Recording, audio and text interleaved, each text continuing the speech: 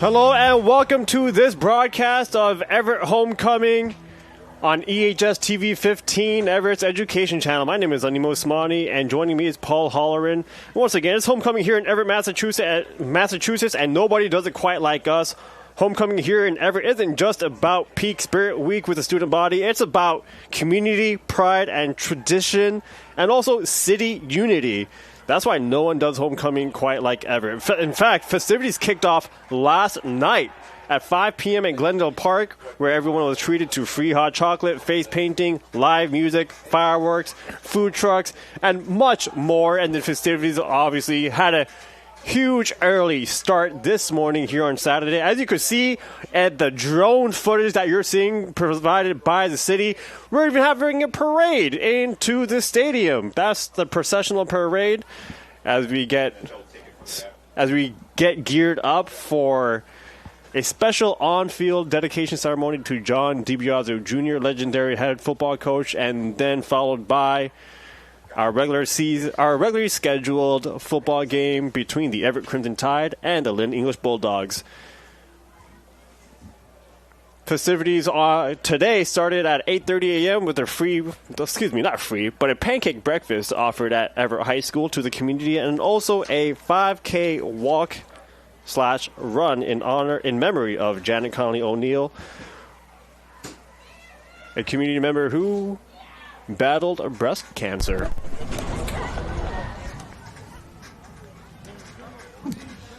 News of today's special on-field ceremony. Before the kickoff, the city will officially dedicate the field inside Veterans Memorial Stadium in recognition of former head coach John DiBiaso Jr., who coached here from 1992 to 2017. Coach DiBiaso won an astounding 252 games and guided the Crimson Tide to 12 Super Bowl titles. Of course, he also had a lot more Super Bowl appearances to his name.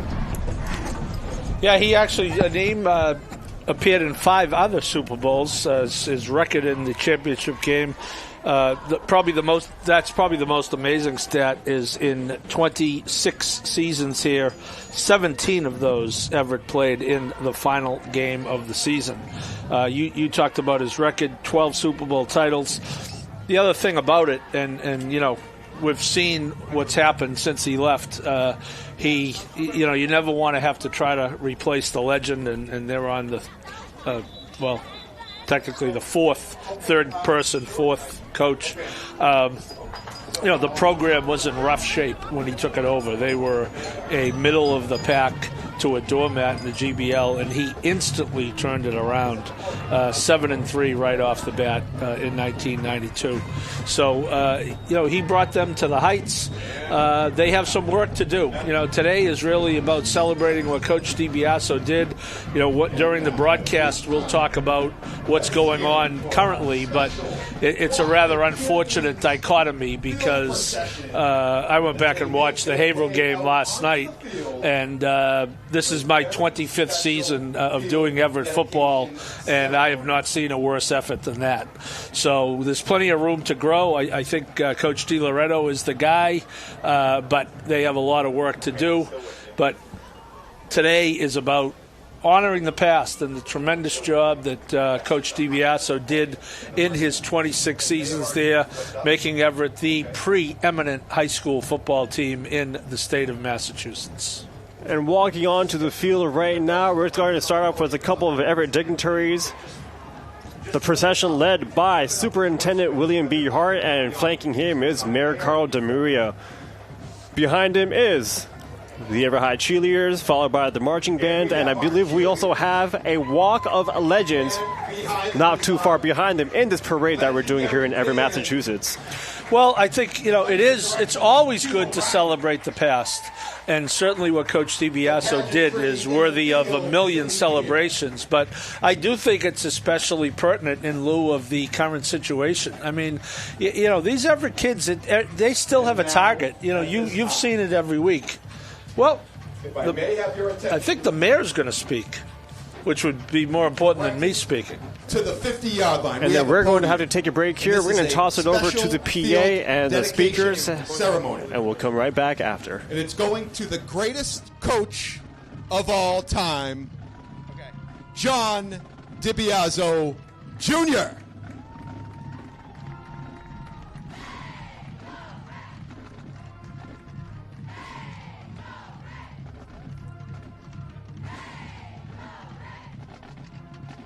And as the band finishes up,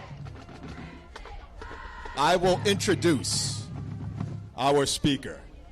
Before you is our mayor, Carlo Di Maria, to present this very special honor. Thank you, Josh. Good afternoon, everybody. I guess we're going to give everybody a few minutes to come in from the march here. It's great. What a beautiful day. Great Saturday, right? We all excited?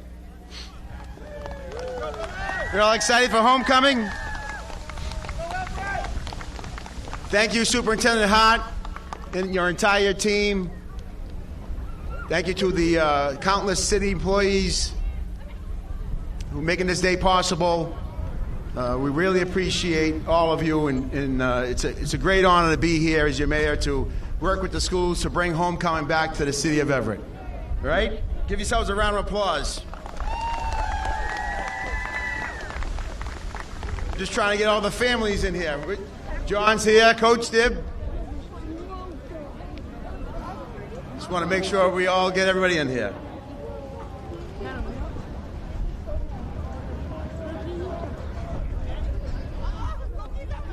Where is Coach John DiBiaso? John! And family.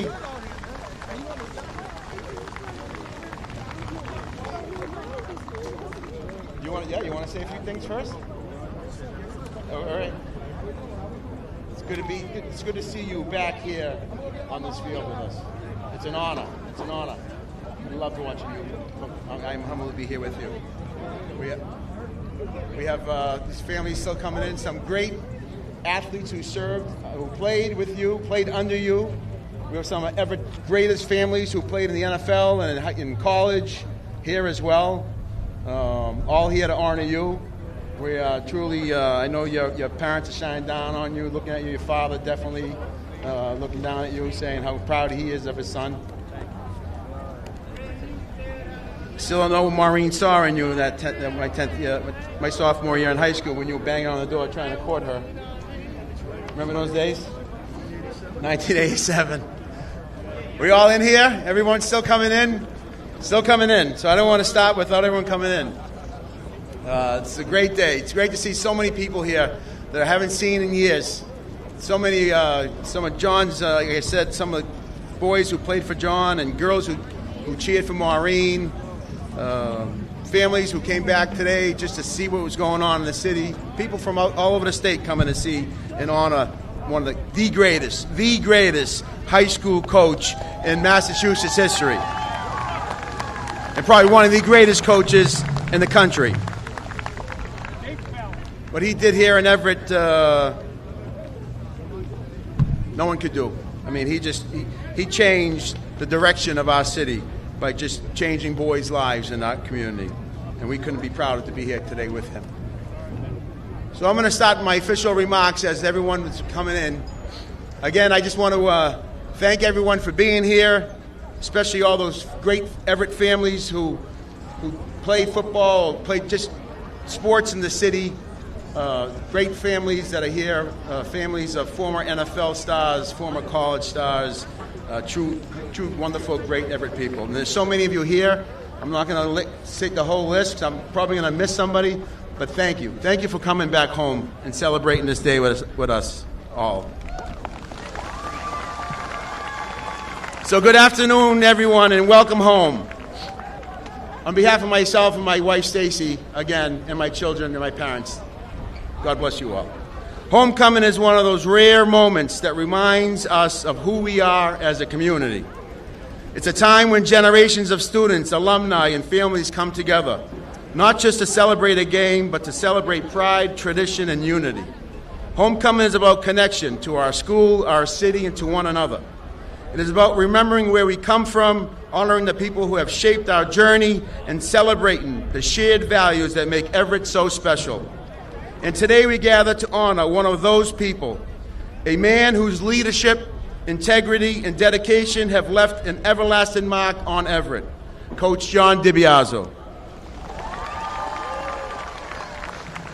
Coach John DiBiaso didn't just coach football, He built a foundation of excellence. Under his guidance, Everett became a powerhouse, known across the region and beyond for its discipline, teamwork, and drive.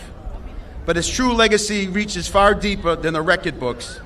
It lives in the countless players he mentored, the lessons he instilled, and the community he strengthened. He taught that success comes not just from talent, but from commitment, from showing up, working hard, and standing by your teammates. He reminded every player that being part of Everett football meant being part of something greater than yourself, a brotherhood built on trust, respect, and heart. Coach John DiBiaso demanded the best because he gave his best. His passion for the game and for the city was unmatched. And through his leadership, he didn't just shape players, he shaped leaders, fathers, and citizens who carry his lessons into every part of their lives. And a lot of you are here today. He built a culture of respect, pride, and perseverance, and the spirit has become part of Everett's DNA. His influence extended far beyond the sidelines. It reached into classrooms, homes, and hearts. Coach DiBiaso showed us that success isn't about individual glory. It's about lifting each other up, about teamwork, and about giving you your all for something you believe in. And today, as we dedicate this field in his honor, we do more than place a name on a sign. We honor a lifetime of commitment. This field will forever stand as a symbol of his impact, a place where future generations will run, learn, compete, and grow under the same values he taught: discipline, perseverance, and pride. And of course, behind every great man stands a great family. To his wonderful wife, Maureen, his daughter, Christina, and his son, Jonathan, we thank you for sharing him with us all these years.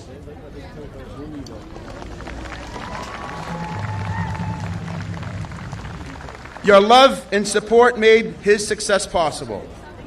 You were part of every game. Look at the sun's coming out, right? You were part of every game, every victory, and every moment that built his legacy. On behalf of the entire city of Everett, it is my great honor to say thank you, Coach DiBiaso, for your leadership, your loyalty, your lasting contribution to this community.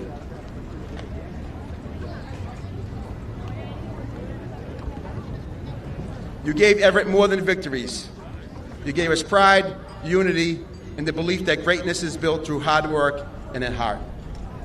Your name on this field will remind every player who steps onto it that excellence is not just achieved, it's earned day after day through dedication and love for the game. So today at homecoming, surrounded by family, friends, and the city you helped shape, we celebrate not only your remarkable career, but your enduring spirit. Everett is proud of you, grateful for you, and forever inspired by you. Thank you, Coach John DiBiaso, and thank you, Everett, for carrying his legacy forward for generations to come. It is my honor and my privilege and pleasure to introduce to you a man who needs no introduction in the city of Everett, and especially in this field, Coach John DiBiaso.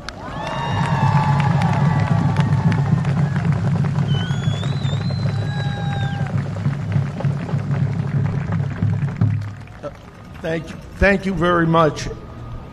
I'm going to try to be very brief because I know the players can't wait to play. First of all, I'd like to thank the Mayor, Carlo Di Maria, city government, and a special thanks to Jerry Navarra, one of my former players who made this happen. I am both humbled and extremely proud to be recognized here today. And I'd like to also thank the thousands of players that I had the privilege to coach here at Everett High School. Goddamn echo chamber here. They wore the crimson uniform with distinction and pride, and there's far too many to mention anyone, so I don't want to forget people. I'd also like to thank the wonderful assistant coaches that I had the pleasure of working with. One man I have to mention is my assistant for over 40 years, Coach Mike Milo.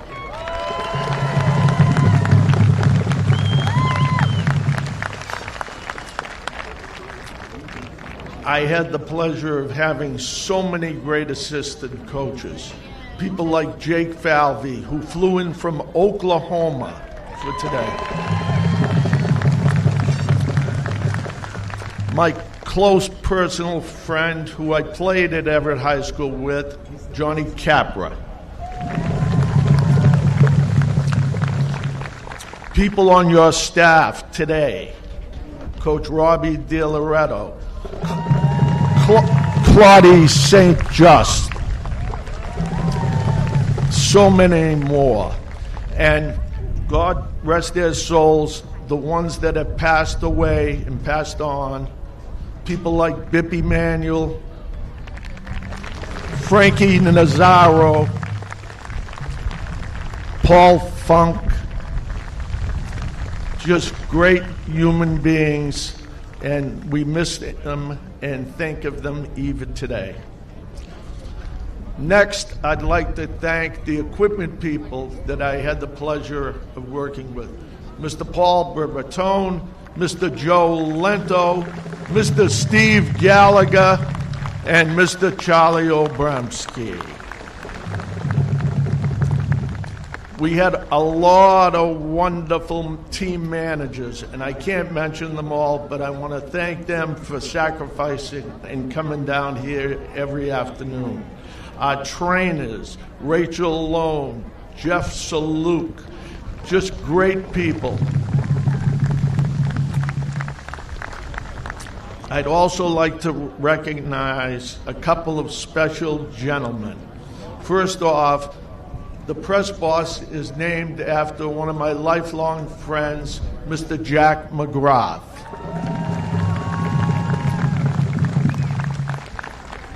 Mr. Arnie Boardman, who wrote the book on Everett football. Mr. Boardman dedicated his life to chronologizing the accomplishments of Everett football. Lastly, Mr. Bill Perkins, who came down from Maine. Mr. Perkins was my personal mentor. I've known him since I was a little kid playing Pop Warner down Sacramone Park. Thank you, Bill.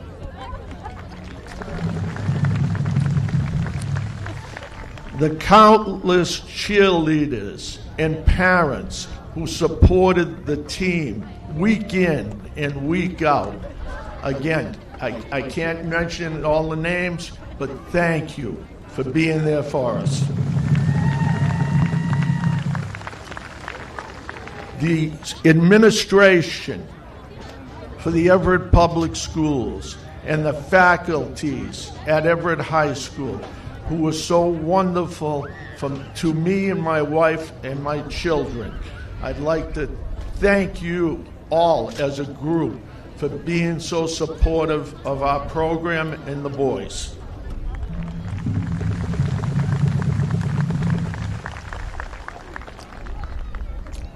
Lastly, I'd like to just mention some of my family. My sister and brother-in-law who are here. My brother-in-law, the most popular teacher at Everett High School, even today, Mr. Paul Cangiano and Tricia Cangiano.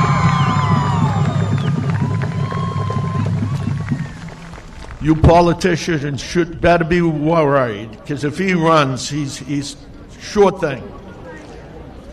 My uncle, who played at Everett High School and supported and followed me since I started coaching, Mr. Bob Sansoni.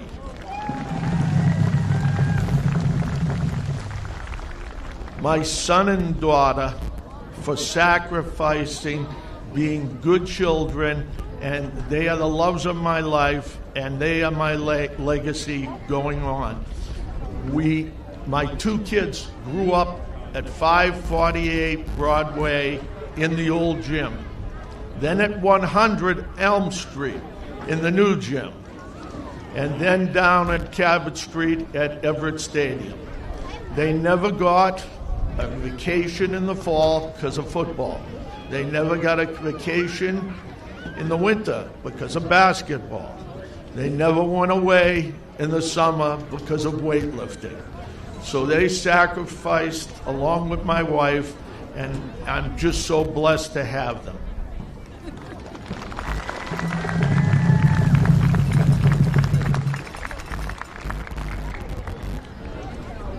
My wife, Maureen, who I met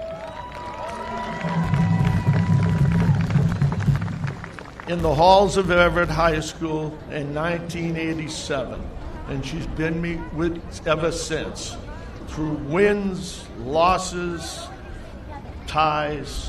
When I was a little, bad word, bitch when I came home, she stood by me and she sacrificed. And I can't have ever had a better person by my side.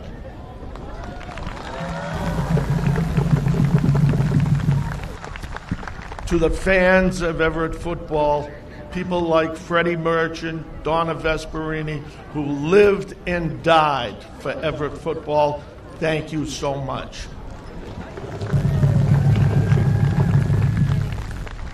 In closing, I just want to tell the Everett football team and the kids that played for us throughout the years, we have 860 plus wins. That's a record in Massachusetts, all of New England. We have 28 state championships, the most of any team in Massachusetts. And everybody in here loves you, but everybody else in the hates you. One example. At my game about a week ago, I got wiped out on the sidelines. I'm not as fast as I used to be. They took out my knee, they took out my ankle, broke my foot and my big toe. After the game, my son, feeling bad, took me to a local restaurant. Two mothers from the opposing team came up to me. The woman said, "I'm from Malden. Do you know how to get back to Malden?" Right away, I knew she didn't know who I was, even though I had Captain Morrill hat, sweatshirt on. It didn't take an ICE agent to know where I was from. She looked at me and she said, "Can you believe that old bastard DiBiaso's still coaching?" On my kids. He's got to be goddamn 80 years old. When he got wiped out during the game, I was praying he didn't get back up and died right there.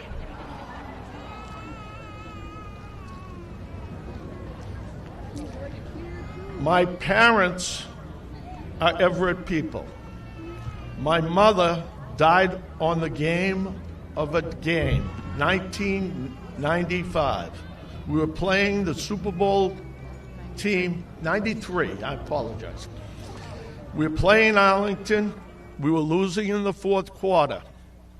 My mother's spirit was on this field.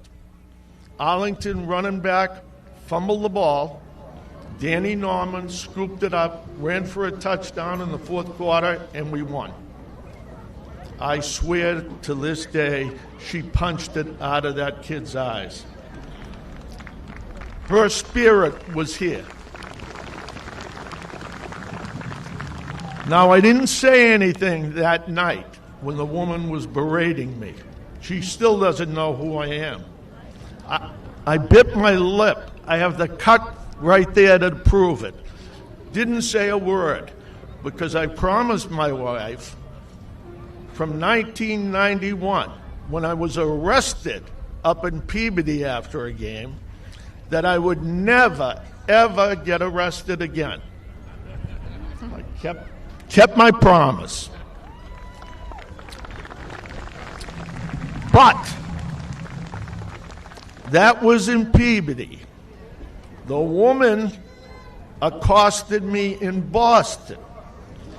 This is goddamn Everett.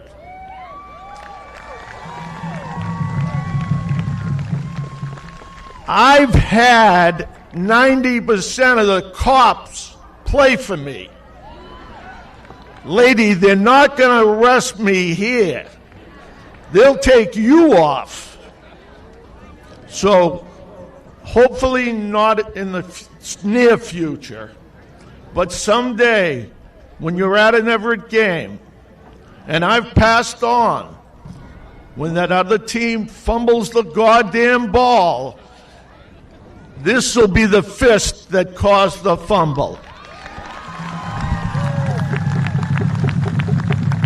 Thank everybody so much. God bless you, and roll Tide.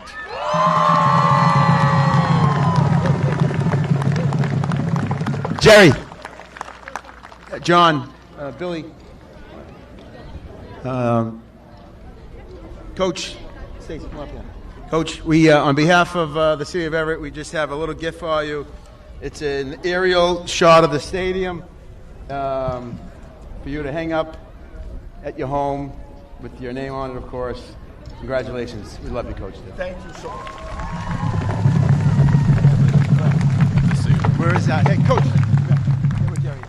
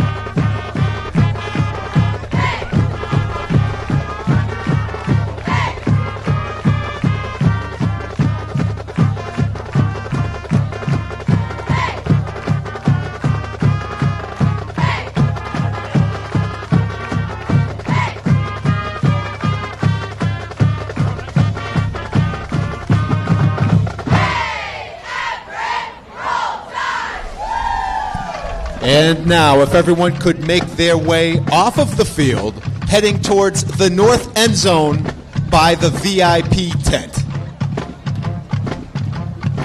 Again, if you could make your way off the field, heading towards the north end zone,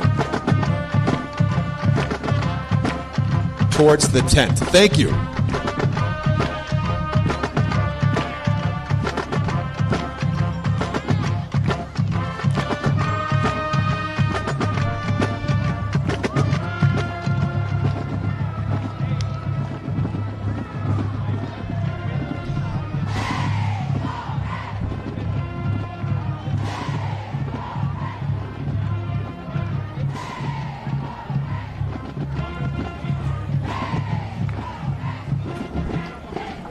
What a wonderful event put together by the city in collaboration with Everett Public Schools to put together this ceremony for John DiBiaso Jr. Also joining him today are all the players that played under him from 1997 to 2017 as they head off to the VIP tent zone right now located in the north end zone. And as the field clears, we will honor our seniors of the cheerleading and band programs.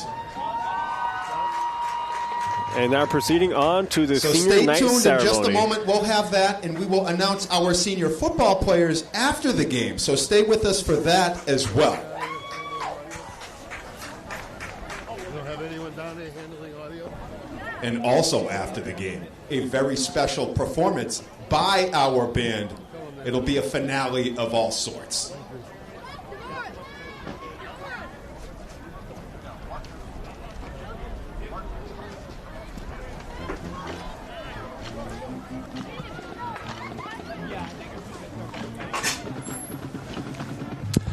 Coach DiBiaso having his picture taken with the 2025 Everett Crimson Tide. And, boy, I'll tell you, if you're wearing an Everett football uniform today and you are not inspired to run through a brick wall, I would say that you should have your pulse checked.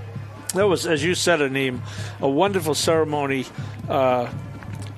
highlighting the modern-day history of Everett football, and that is the John DiBiaso era, which took place from 1992 to 2017.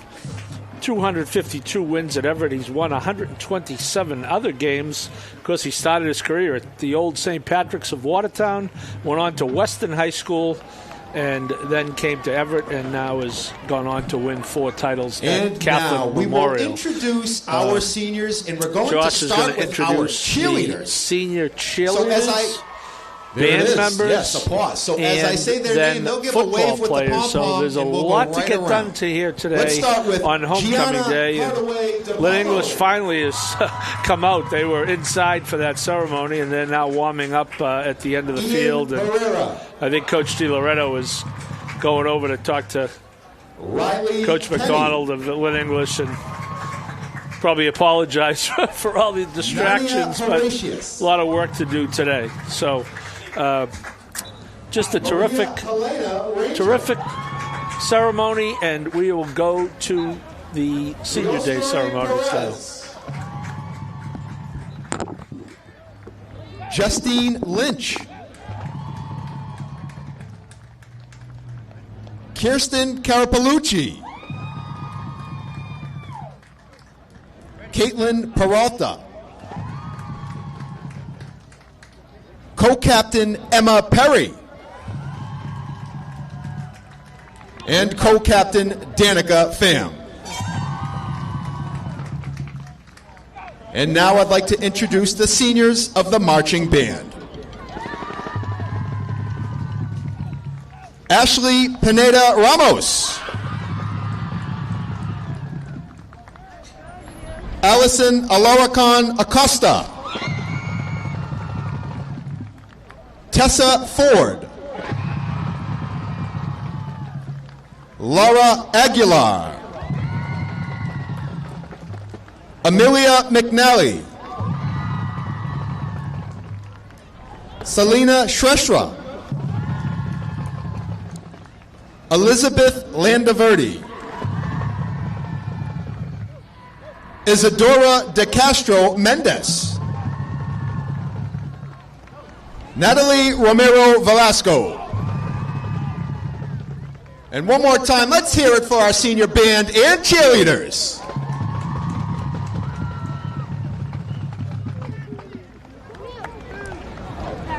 And once again, after the game, we will introduce our senior football players and a finale performance by our marching band. So stay with us when all the action ends.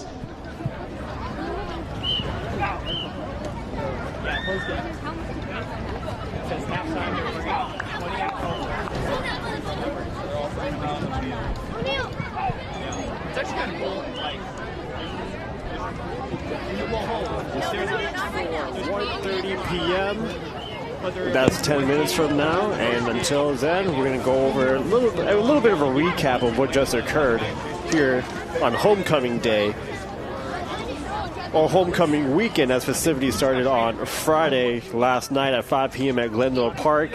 Had an early start today, and we had a nice coverage of the procession that happened before the on-field ceremony honoring John DiBiaso Jr.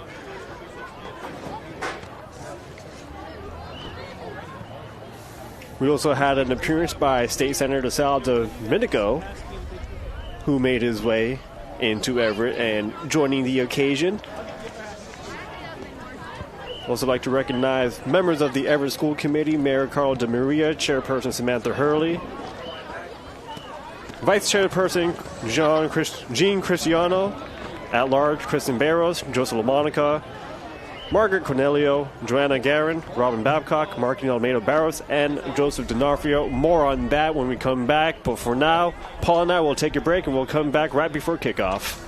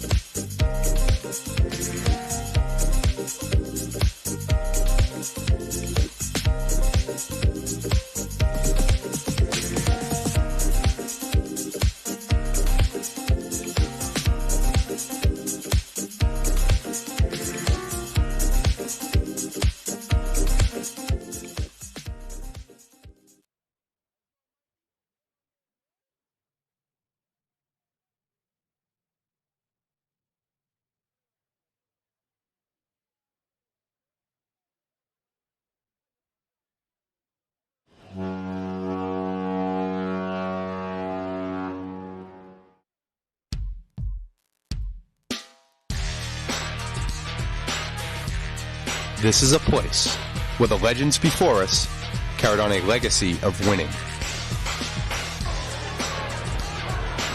Easy. Pitch out.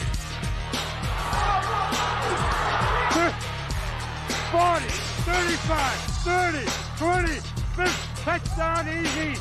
No flag. It has always been the passion, determination, and teamwork that makes it who we are. The give to Diamond Ferry. Gets around the corner. One man to beat. Steps it up. He's gone. They're not going to catch him. Nobody's going to catch him. He's gone for the touchdown. A commitment to excellence is our way of life. Pass, and it is intercepted. Who else but Lucas Dennis is there to pick it?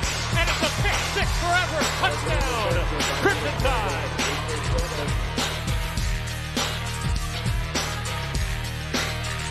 Winning is what we know and what we do.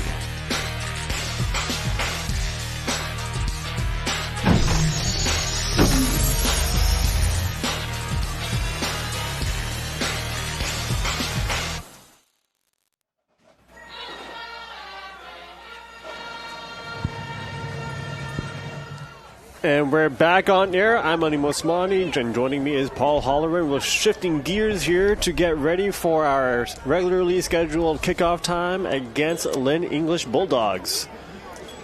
Well, on to the game. I mean, tremendous ceremonies. They had the video montage, highlights of all 12 of Coach DiBiaso Super Bowl titles. Those are playing not only on your screens, but out on Chelsea Street. We have a tent down to our left with some of the former players and Coach DiBiaso and his family. So festive atmosphere, but there is a football game. And, you know, we talked right before we went off the last time about, you know, this team being motivated today. And, you know, they find themselves in a playing for pride type position. You know, they're 2-4. They're ranked number 28th in Division I. They're, barring a miracle, will not make the postseason. But there's still games to play, and they're still wearing a uniform that kind of requires them to put in the effort worthy of that uniform. So we certainly hope to see that today. This is a good matchup. Lynn English is a team that has only beaten Everett once and 13 times. This series dates back to 1942. Everett's won 8 straight. But, you know, two teams coming into this game on totally different levels, if you will. English lost their first 2. They've won 4 in a row. Everett won its first 2 and has lost 4 in a row. Couple of very good opponents. You and I talked off air. Zavarian's obviously very good. BC High's pretty good. Taunton's could be very good.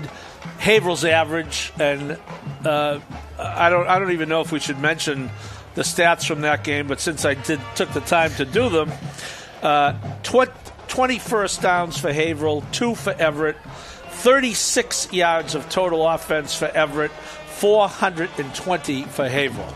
So that's tough to swallow. If you're wearing crimson and garnet, I would suspect we're going to see a much better effort here today.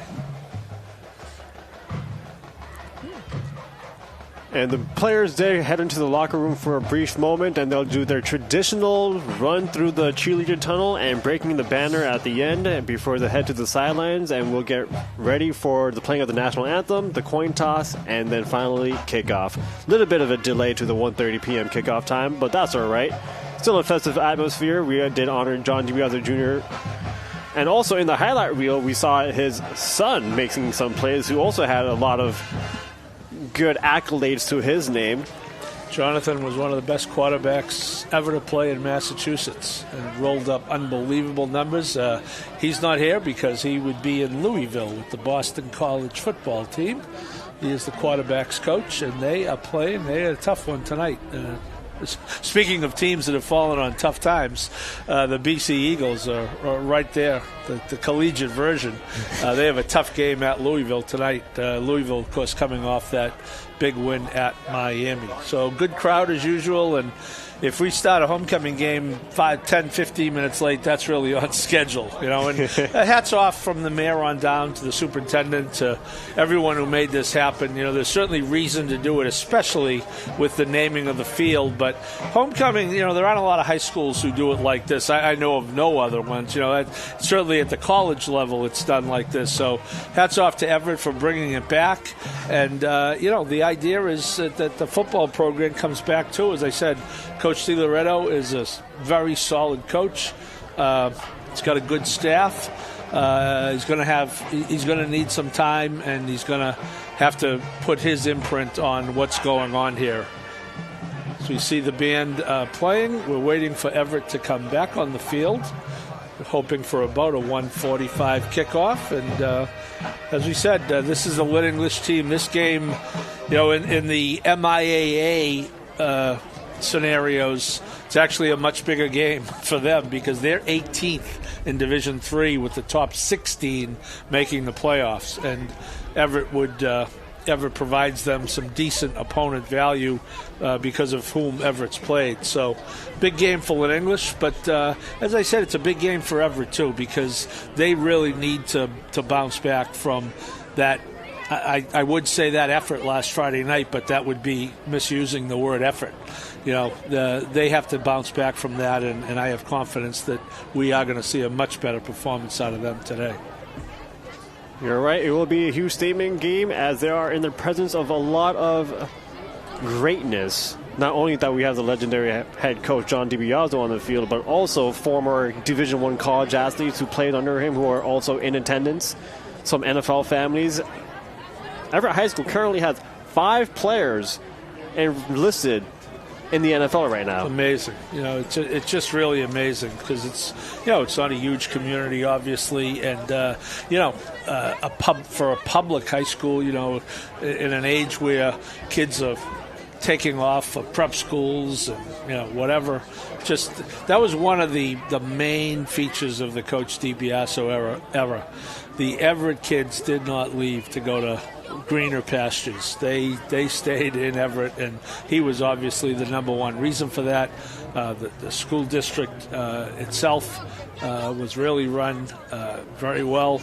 I know his name wasn't mentioned today, but I think it's remiss not to mention Fred Forestier, who in his tenure as superintendent, the schools really took off academically as well as athletically.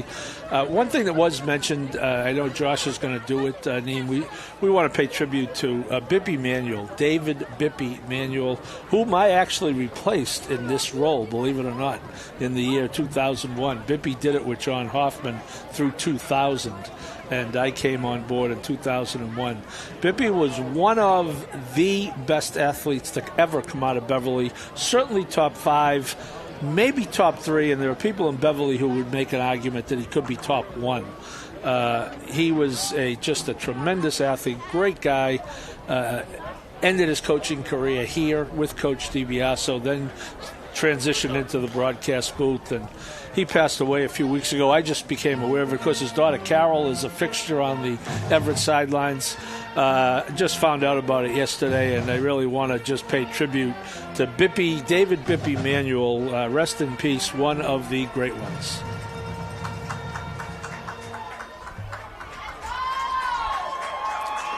Thank you for your tribute, Paul. And here comes the Everett Crimson Tide onto the field.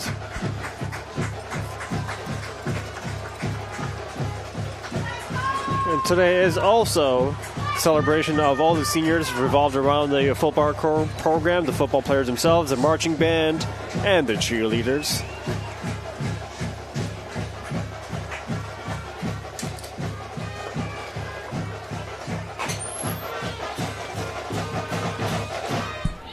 Good afternoon, everyone, and welcome to John DiBiaso Jr. Field, right here at Everett Veterans Memorial Stadium, for today's Greater Boston League showdown between the Lynn English Bulldogs and your Everett Crimson Tide! Oh, Josh DiBiaso ate his Wheaties this morning. We know that. And now here are the captains for today's game. For the Bulldogs of Lynn English, number 7, Shane Knowlton Samard. Captains meeting number midfield 4, for the coin Jason toss. McDonald. And number 53, Jason Everett, Propson. we have Gideon Legal. And the captains for your Joseph, Crimson Tide. Sam Number 5, McCall, Gideon Legal. YL Fanidi. Number 12, Curvins Joseph. Eno Neto. Number 8, Sam Lacombe. Number 59, Eno Neto. Here's Coach DiLoretto pacing the sidelines. Number 74, Nathan Fortune. And number 7, YL Fanidi. Everett has won the toss and will receive. Everett wins the toss and wants the ball. Good. Put the offense right out there and give them a chance to see what they can do. And Coach Robert DiLoretto is also one of the 2 vice principals at Everett High School, the other being James Murphy, and the principal, John Braga.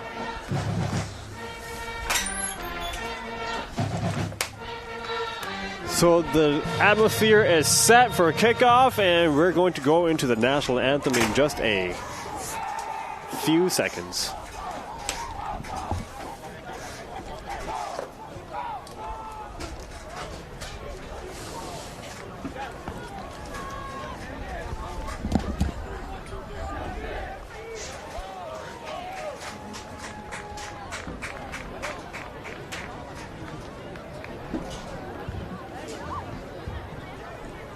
I'd like to ask if you could please rise for a moment of silence for a legend of a man, former assistant coach for the Crimson Tide, Bippy Manuel.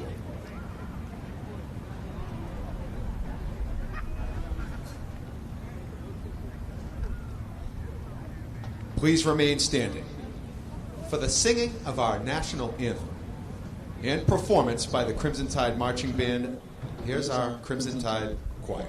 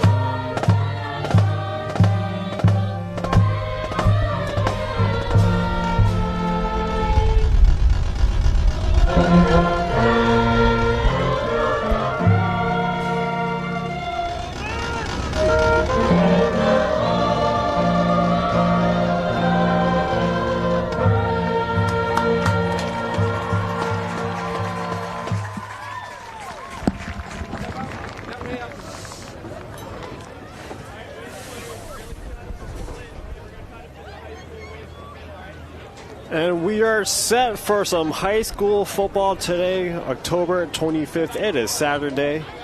And once again, my name is Animo Osmani, and joining me is Paul Holleran.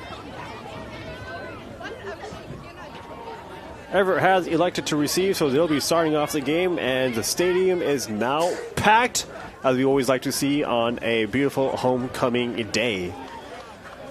Temperature sitting at 57 degrees. There's a nice breeze going eastward. Well, I mean, one of the bright spots this year has been the return game, and of course we saw Jeremiah Joseph return an unbelievable 65-yard return for a touchdown last week. He has 5 returns for 144 yards and a touchdown averaging 29 yards. So this actually has been one of the bright spots for Everett. And we saw Haverhill try to keep it away from them. Let's see with English. The ball is lying flat on the tee. That might be an indication. There's that onside kick that worked for Haverhill. It's a loose ball. And the Crimson Tide recovers. They seemed ready, And but the that ball is recovered by the was Crimson quite Tide. slippery. I mean, well placed. These games are on film, you know. And Lynn English obviously saw Haverhill do that effectively. Everett got very lucky there. That ball squibbed away from. They had one guy there, squibbed away from him, but fortunately fell on it, and it almost went out of bounds, but didn't. So a break, but the Crimson Tide really need to clean that up. Here you go, Neem. Go ahead. The kicker for Lynn English was Diallo Gafour, but here's Tyler Frenny running the offense, handing off to Stephen Thomas for the very first play of the game, and that first play goes 8 yards. Yeah, Thomas took over the featured back role last week. You'll see a good run here. He has a good hole to go through. Good job by the line. Picks up 9. Be second and 1. Tyler Frenny back at quarterback after Jeremiah Clark took all the snaps last week. Tie quick to the line of scrimmage, and they're running play with a power run with Frenny up the middle, picking up the first down. Carrier. Ball started at the Lynn English 47-yard line. Tackled by that's a good start, and it looks 50. like Everett's going to be back to, we're just going to line up and run it at you and see if you could stop us. You know, they've played some teams the last 3 or 4 weeks who certainly could stop it. They're going to make Lynn English prove they can. And here goes Frenny again in the shotgun. Here's Jamari Doolin in motion. And it will be a keep by Frenny, who finds a nice hole to the left side off the tackles and picks up a gain of 9 yards. Tackled by Second number 1, and Keelan 1. Smith. 9-yard gain on the tackle play. made Second by down. freshman for Lynn English, Keelan Smith. Well, 9 yards on first down for the second time, and that really gives you a lot of options. You see Tyler Frenny, who really executes the fakes very well, got into the secondary, picked up 9. Sam Lacombe leading the way for number 46, who breaks a tackle and finds a lane into the end zone. Can't be brought down and scores on the opening drive on homecoming day. Crimson Tide! Marcus Pierre finds the end zone. Number 46, for Marcus Everett. Pierre. That is Marcus's first touchdown, and good time for it. Really good run. Up the middle. Broke free, and then once he did, it was clear sailing to the end zone, and Everett gets on the board in less than 2 minutes, and that is the type of start they were looking for. And for the extra point, lining up by kicker is Wyatt Finiti.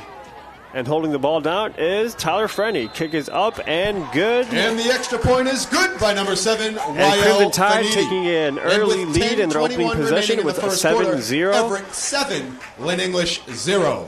Only a couple of minutes into the game. Hats off to Coach DiLoretto. That's why they wanted the ball first, apparently.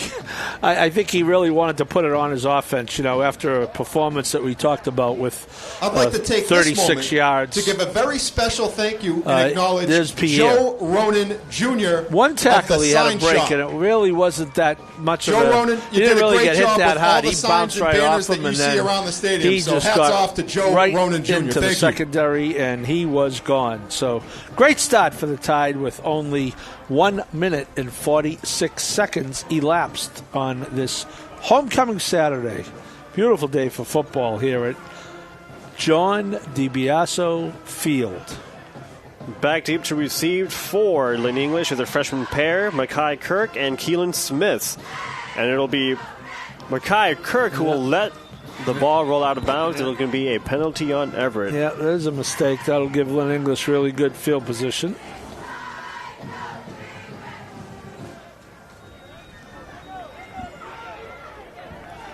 And the referee's going to discuss with the Lynn English sideline to see what they want the call to be. Let's hear word from our We head have a referee. free kick out of bounds, kicking team. The ball will be placed at the 35-yard line, first down. And there's a call. first and 10, Lynn English from the 35-yard line.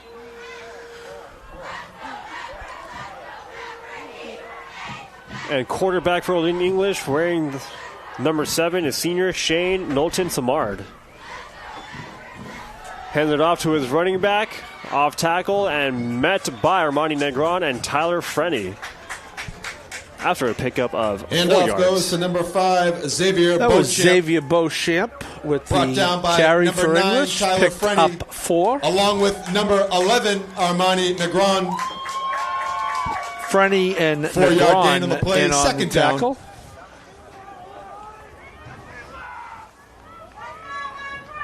And now Knowlton Samard is going to be the lone person in the backfield for this shotgun snap. Scratch that. Number 5 goes back. Xavier Beauchamp, senior backfield duo for Lynn English. And here's a handoff to Beauchamp, who does pick up another few yards. Beauchamp, will bring the ball a carrier. third and short for Lynn English. It's going to be 3rd and Brought down 2. by number 7, YL Finidi. While Finidi on the tackle. Yeah, so Everett's making them work for it. There's our first big third down play of the game. You'll see Finidi grabs him from behind and is not letting him go any further. So on the 3rd and short play, Lynn English lines up in the spread, empty backfield, 3 receivers to the top. And now here's Beauchamp in motion from the slot, and it will be a keep by Knowlton Samard. Can he fight for the first down? They're right at the sticks, and it looks like he will pick up that first down. Yeah, he did a really good job there. He did get the first down, and he really had to work for it. That's good for a Bulldogs first down. So it'll be 1st and 10 from the Lynn English 40-yard line.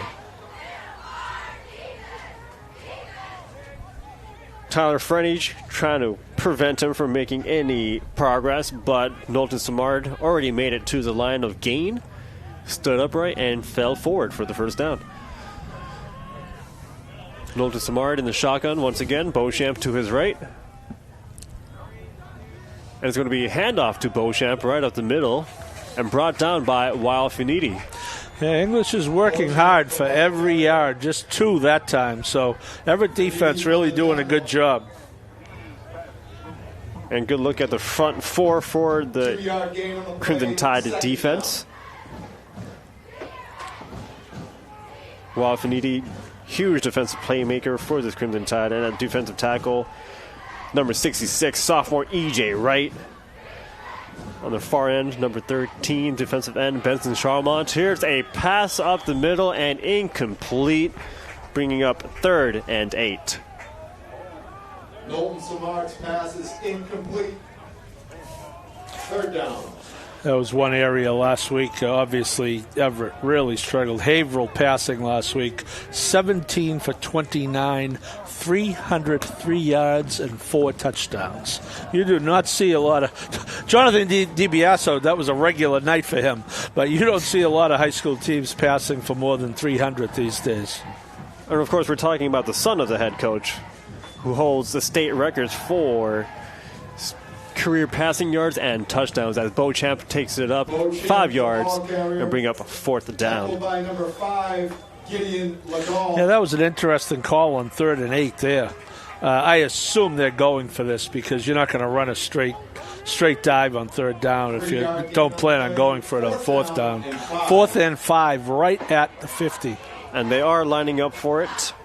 Knowlton Samard in the backfield with Beauchamp. 2 receivers evenly split out, and he's going to go for the short out route from the slot to number 2, Mackay Kirk, and gets chased out of bounds. Pass is complete to number 2, Mackay by Kervin Joseph that's Tyler Frenny. That's a passing situation in Neiman. Kirk, he was wide open on the sidelines. You know, he caught it just inside. You'll take a look. Knowlton Samard throws it, but just look at the separation number 2, Mackay Kirk has. 1st and 10 English at the Everett 35, pardon me. So as Knowlton Samard is going to take it straight up the middle, following his lead blocker, Beauchamp, and picks up only 2 yards on that play. 2nd and 8. Knowlton Samard, the ball carrier. Yeah, Everett defense has been outstanding other than that one pass play. They've given them no more than 4 yards on any play from scrimmage, but that was the big one on 4th and 5. They picked up 15 to keep the drive alive. So here's 3 receivers to one side of the formation. That's the near side, and Milton Samard is going to have a read option. Loses the ball, and it might be recovered by Everett, and yes, it is. Yeah, that's a big play. I don't know if he just lost the handle. We got to take a look at this. He faked. He was clearly keeping it, and it almost looked like he shoveled it forward, but I assume he just lost the handle. And, yep, not a clean mesh point there for that read option. He just completely lost control. He just a fumble. Yeah, never.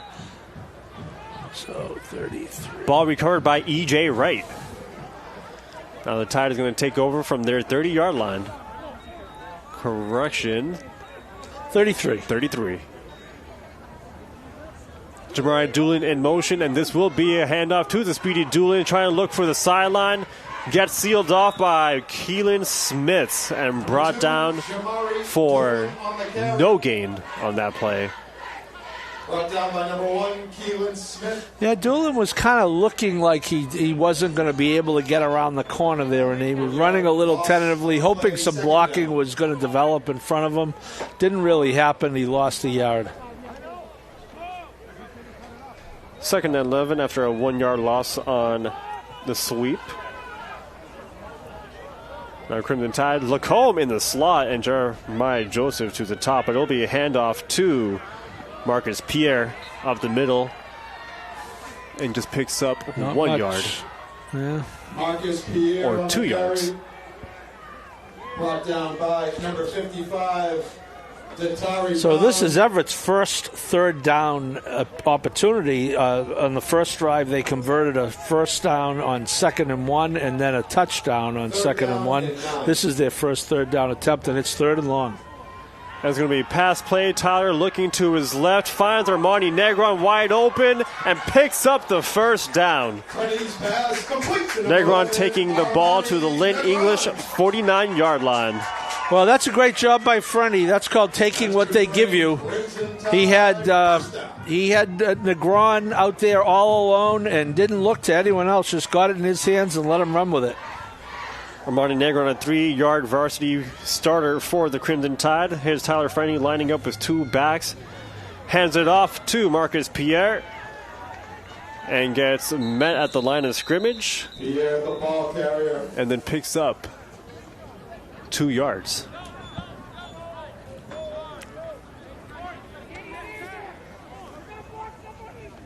Two-yard gain on the play, 2nd down. So it'll be 2nd and 8. Crimson Tide breaks the huddle really close to the line of scrimmage. It's going to be a sweep read, keep by Tyler Frenny for another tough 2-yard gain. It will bring up another 3rd down for this Crimson Tide offense. 3rd and 5. Or is it 6? 3rd and 6. 3rd down and 6.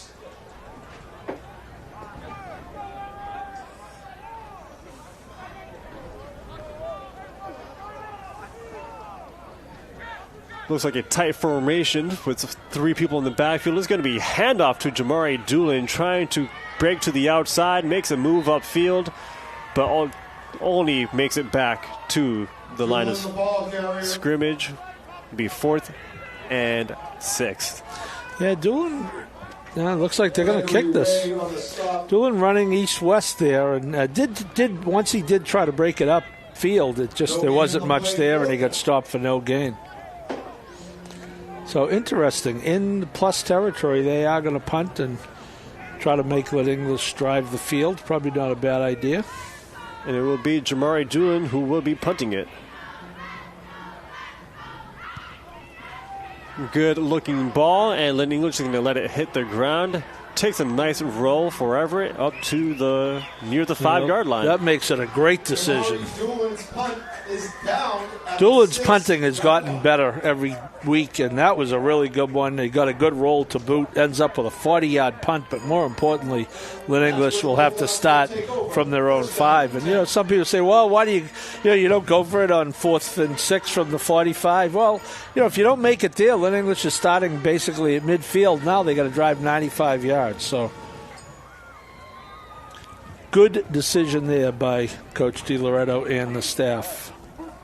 Ball right there between the 5 and 6 yard line at the far hash mark. And Lynn English is going to be lining up with 3 receivers to one side, 1 lone receiver to the top of the formation. It'll be a handoff to Beauchamp, who gets met immediately at the line of scrimmage. So it'll be 2nd and 10. Beauchamp, the ball carrier. In on the stop, number 7, Y.L. Fanini, along with number 66, E.J. Wright. So there's a wrap-up from behind by Y.L. Fanini. And then had support from the rest of that defensive lineman up top. Yeah. Not much doing on the ground. Lynn English, 7 rushes for only 17 yards thus far.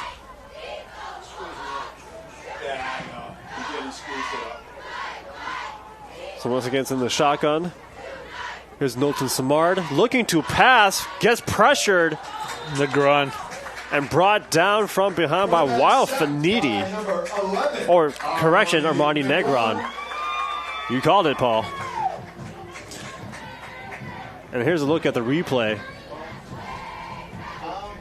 It's going to be a play action, and Negron was right there to wrap him up. Knowlton Samard had no time to survey any options or even go through the throwing motion. That's exactly right, Aneem. The defensive line made that play. They put him under so much pressure, he decided right away he had to take off, and when he did, Negron was there. So now this is a big spot here to try to force them into 4th and long from their own end zone, and they will have to punt from their end zone. And play made by Sam Lacombe. Sam Lacombe on the tackle. And Lynn English is lining up to punt it from their end zone. Well, here's an opportunity for Everett. English will, the punter, typically, the punters are about 15 yards back. He's not quite, he would be in the middle of the end zone. He's standing just into the end zone, so kind of a shallow drop, but I would say Everett is surely thinking return here. Jamari Doolin, the sole returner for this punt, is going to be freshman Keelan Smith, who will be punting it to Jamari Doolin, and he's going to let it go out of bounds at the Lynn English sidelines. Everett will take over at the Lynn English 33-yard line. Well, and there you go. The field position battle is an underrated aspect of football. And Everett opts to punt from the English 45. They pin English at the 5. They end up with a short punt, and now they are taking over at the 33-yard line. Excellent field position as we are in the last minute of a fast-moving first quarter. Now Tyler Frenny getting back out there for his 3rd appearance of the game. He didn't play quarterback last week, but he was lined up solely on defense. But here he is with the designed quarterback run. I think he fumbled. But he did recover it. He got it back. Retains possession.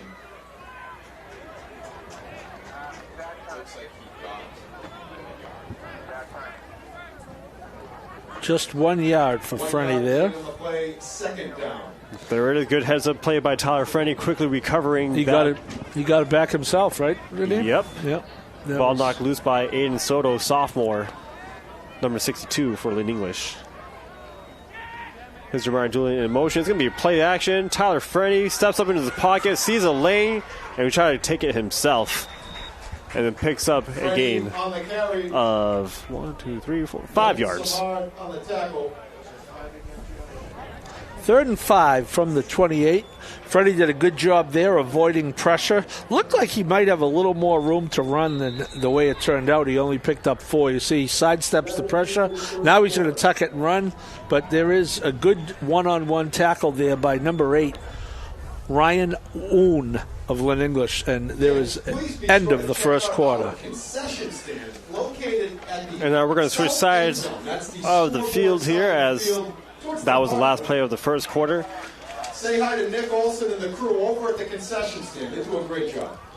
And if anyone wants to go to the concession stand, Josh, and bring popcorn up to the booth, you might want to. You might want to. That could easily be part of the announcement, Josh. Make that too. Shamelessly plugging for popcorn. If you're in the stadium and watching the stream live, feel free to bring up a popcorn and a Diet Coke. We'll reimburse you fancily. It'll be a secret knock that you have to do so we can let you in. No, I'll smell it in here. Don't worry. Earlier we mentioned there are currently 5 players in the NFL from Everett. Those 5 are Mike Samuelsville, who's with the Washington Commanders, class of 2018. Zay Likely on the Baltimore Ravens, class of 2017. Lewis Seen, who played 3 years at Everett High School before having to move to Texas his senior year, but he's on the Philadelphia Eagles. He is a class of 2017. Jason Maitre with the Miami Dolphins, class of 2018. And I'll get back to the rest of the list after we get this first play out to the second quarter off.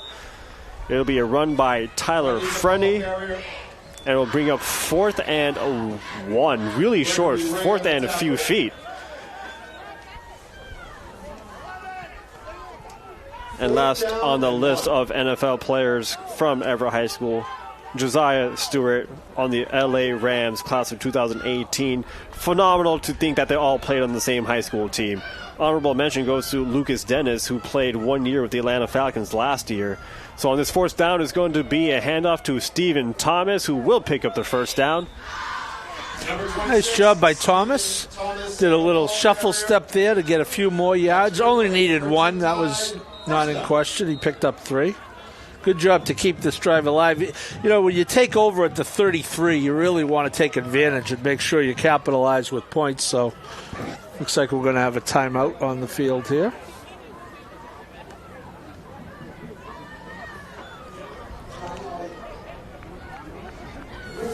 And going back to NFL factory powerhouses for public schools, Everett leads the state in sending the most players to the NFL, with over 26 players who graduated from Everett High School and moved on to the NFL. Well, Likely went to Coastal Carolina, and I believe Josiah Stewart did as well, but then transferred to Michigan. Of course, Mike Samuelsville is the real story of that group. Finished his career here and had a phenomenal 5-year career at Michigan. Had a tremendous game in a win over Ohio State. And, Mike's not the biggest guy, but no one has a bigger heart, and it's great to see him succeeding with the Commanders. And he is honored by the fence of Route 16. I don't think it's not a retired jersey number. It's more of a Hall of Fame kind of display that they've set up a couple of years ago here at the stadium, along with Isaiah Likely. It happened during one of their summer camps that they host here in the city over the summer. Here's Tyler Frenney up the middle, good hole, and picks up a huge chunk on that play. Picks up 9 yards. Smith on the tackle. Yeah, a little more than 9. We see limping there one of the linemen, which is not a good sign. That is Gaetano Foster.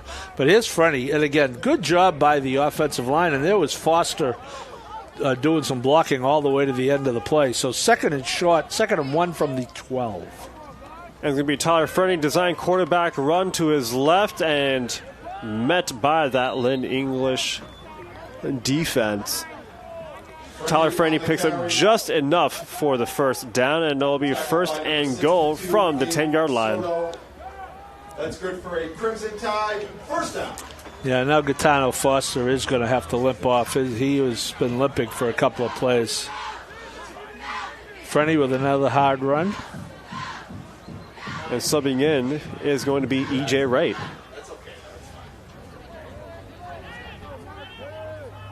So the Crimson Tide offense breaks huddle. This first and 10 from the 10-yard line is going to be a handoff to Stephen Thomas, run to his own man, and then continues to fight for extra yards. Brings it up to the 1-yard line. Great job, as you said. There was some friendly fire there, a name right off the bat. But Thomas. Correction. That was Pierre. second and goal. Pierre was undaunted by that. You could see he had a good look at those banners. Lucas Dennis, Collins Platel, Isaiah Likely, Jason Maitre. Of course, went to Boston College. There's Pierre. So it's a bing. Now, looking at it on replay, he might have bounced off a white shirt. I thought it was off as one of his own guys. Louis Sean, Mike Saverstill, you see them all up there. Second and goal, touchdown. It'll be Tyler Freddy himself. Design quarterback run. And taking a 2-score lead here in this first half. Well, as we said, Aneem, it was virtually guaranteed to be a much better effort today, and hats off to the Crimson Tide for coming out and imposing their will on Lynn English. They've done this almost entirely on the ground, one pass for 17 yards.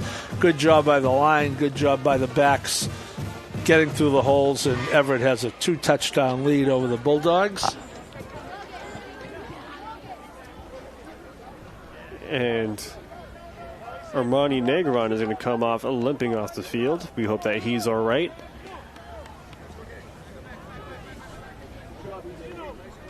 Armani Negron, huge asset to this Crimson Tide squad. He plays both ways.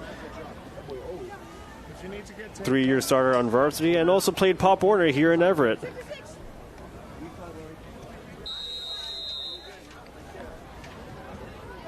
So here's Everett lining up for the extra point attempt. Weil Finidi with the kick. And it's going to bounce off the post. Extra point is no good, so the score remains at 13-0. Everett 13, Lynn English 0.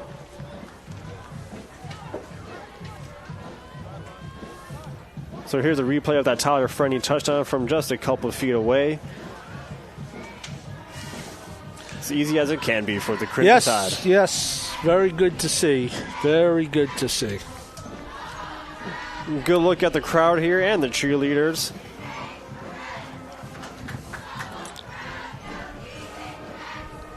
No one's answered that popcorn plea yet, but I'm not giving up hope.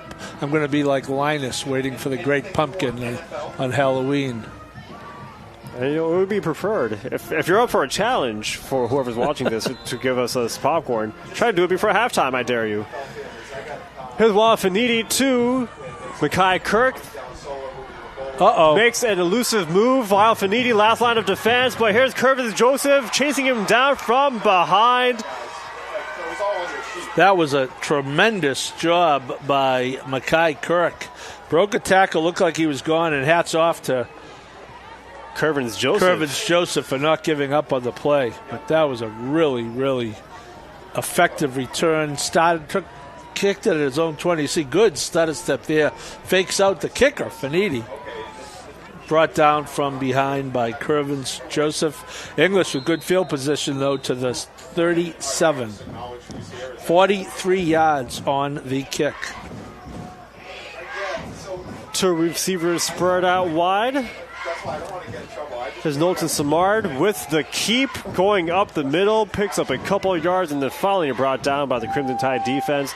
On the stop is Gideon Legal and Jeremiah Joseph. This is Gideon Legal's first game back from an ACL injury he suffered from last year. Gideon Legal in on the stop, along with Jeremiah Joseph. So great to see him back in action. 2-yard gain on the play, second down. Gideon Legal also started, or was on the varsity team his sophomore year before suffering that ACL injury his junior year. So no better time to come back than on homecoming. Here's a quick bubble screen pass to one of the freshmen who breaks free. Has a speed, actually. Didn't get there. Great hustle. It was speed on speed tackle made by Jamari Doolin. Well, that's a big play by Doolin. You still got to get in. I mean, they're on the one, but great job not giving up on the play by Doolin. They might spot it closer. No, he's at the one. 34 yards. Just take this is all yak, yards after catch, and I think Kirk thought he had clear sailing, and Doolin came up with the pylon as a consolation prize. Looks like ball came loose during that tackle and went out of bounds. Well, so here's Knowlton Samart from 2 yards out. Sends a running back out wide and takes it himself, untouched, for the Bulldogs' first score of the game. Number 7, Shane Knowlton Samart. Making the game 13-6. No, that was really needed for English, Aneem, because you're down 2 scores. The next score is really going to tell a lot about where we're going, right? Everett gets it. Three scores, even in the first half, is very difficult to come back from. Now it's a 1-score game with a lot of football left, 31 minutes plus. And Knowlton Samart comes back into the field. It looks like they might be lining up for a 2-point conversion here. And yes, they are. Beauchamp in the backfield, flanking Knowlton Samart. He's going to receive the handoff. Tries to fight his way into the end zone, stays upright. Really tough to bring down. Pile hits the floor. No good. Almost, though. And the conversion attempt is no good. Good stand by the Crimson Tide defense. Remaining in the second quarter, Everett 13, Lynn English 6.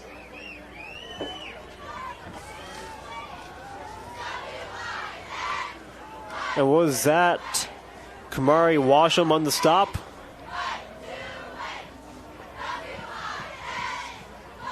Credit goes to anyone there. Beauchamp trying to work his way above a pile. And finally brought down. There's a look at Rob DiLoretto and also Joseph LaMonica, an assistant coach on the coaching staff. He also played under Coach Dibbs when he was in high school, and he's currently a school committee member at large. Very active individual and really close friend. So Everett will try to answer that score.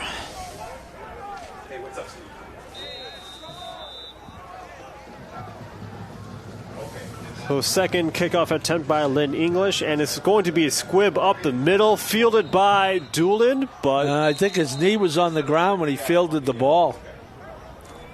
Yep, that's exactly it. So the refs are going to spot it at the 31-yard line. High school football, once you're down, and I believe his knee was touching when he fielded the ball.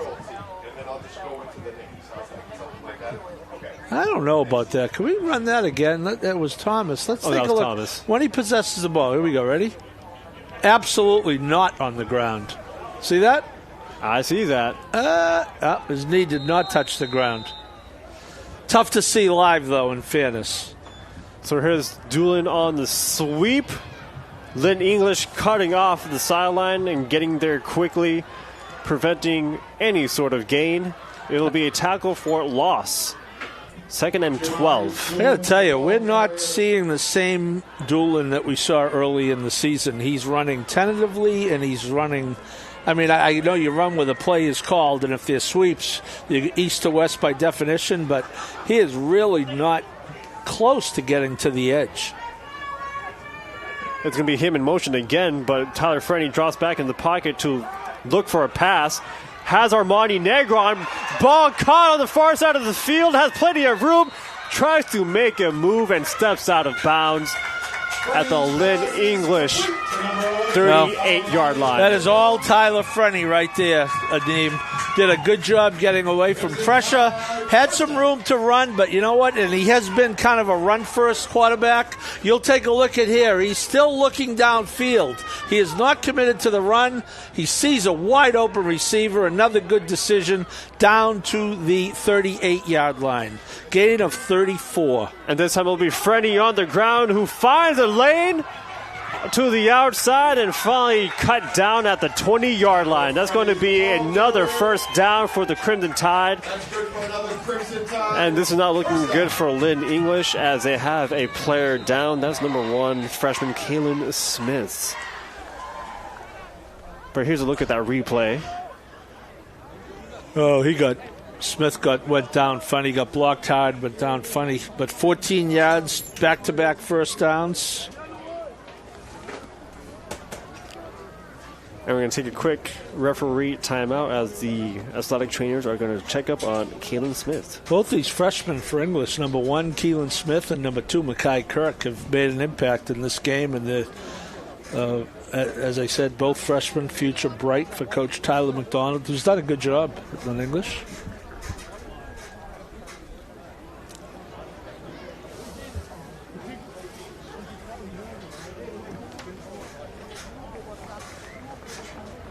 And so Keelan Smith does get up, and he's going to walk off to the sideline in his own power. So good to see that in a sense.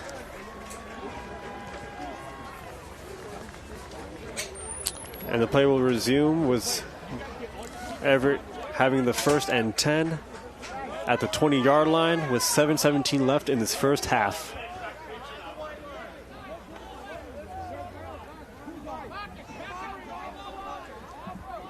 The clouds begin to clear up as the Crimson Tide. It was kind of like a little overcast, not totally cloudy, but bright sunshine now. Design quarterback run for Frenny as he was the only one in the backfield. Picks up a couple of feet on that play. That's about it, though, right? On the tackle. And we'll still call it 2nd and 9. 1 yard gain of the play, 2nd down.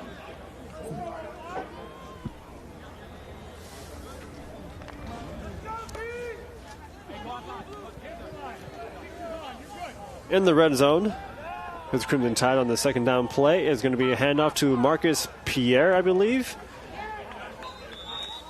He gets to the 14.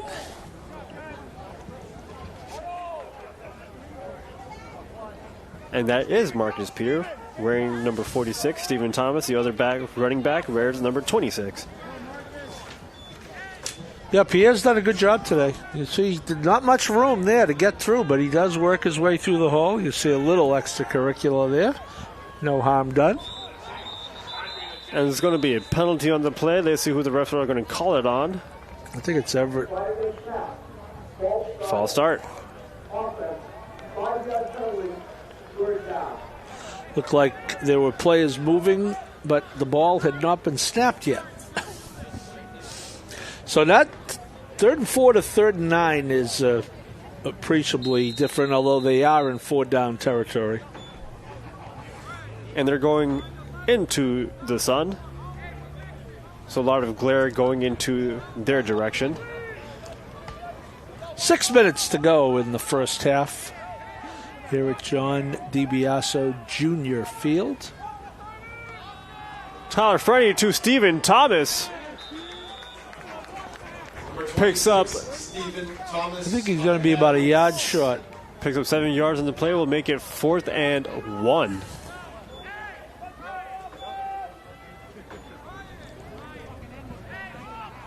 Fourth down and 1 for the Crimson Tide. Ball at the 11-yard line. There's a replay as it looks like there's a try option run. You got to think this is Frenny, right? It's going to be Stephen Thomas, who did have a hole, stays up, shakes off a tackler, and they're finally brought down by a horde of Bulldogs right after. Good job of hard inside running by Thomas there to pick up the 1st down. They're going to get down to the 4. He needed 1. He got 7. Good blocking by the offensive line. Here's a handoff to Stephen Thomas. Shakes off 1 tackler, 2, and then drives his legs for an extra few yard gain. Now Frenny, flanked by Stephen Thomas, is going to be a lead blocker. Frenny, I think he got in. Gets in for the touchdown. That's his 2nd rushing touchdown of the game. Tyler Frenny. 26 here in the 2nd quarter. Correction, 19-6. Check my math on that one, please. Thank you.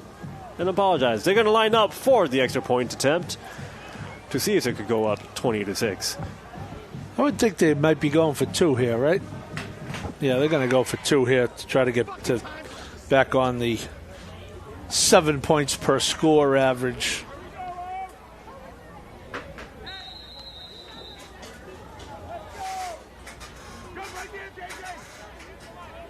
So in the backfield, Stephen Thomas and Sam Lacombe flanking both sides of Tyler Frenny.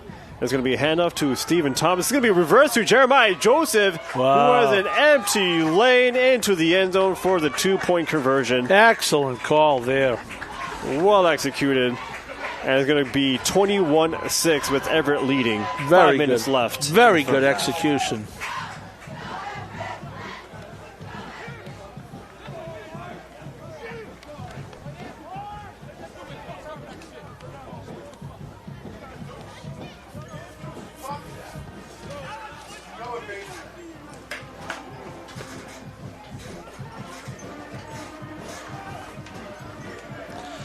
So that was a good drive by the Tide. Lynn English cuts it to 1 score at 13-6, and Everett goes 69 yards in 8 plays. The big play was a 34-yard pass from Tyler Frenny to Armani Negron. Otherwise, they ground it out on the they ground it out on the ground. Frenny with 3 rushes for 19 yards and a touchdown, and Stephen Thomas had 2 rushes for 15 yards on the drive, and Pierre had 1 for 5.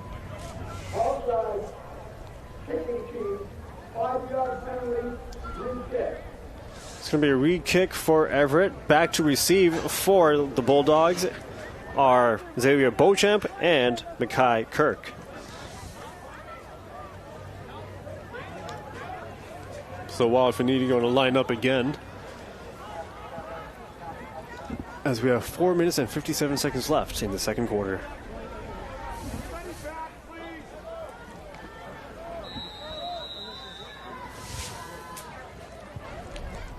Kicks it short to the mid-back. Number 18 fields it. That is Cassius Che. And gets brought down at the 44-yard line. Kickoff returned by number 18, Cassius Che. Another freshman for the Bulldogs. Yeah, they have some young kids here, and they've done some winning. They're 4-2 going into this game. Tackle on the play by number 12, Kervins Joseph.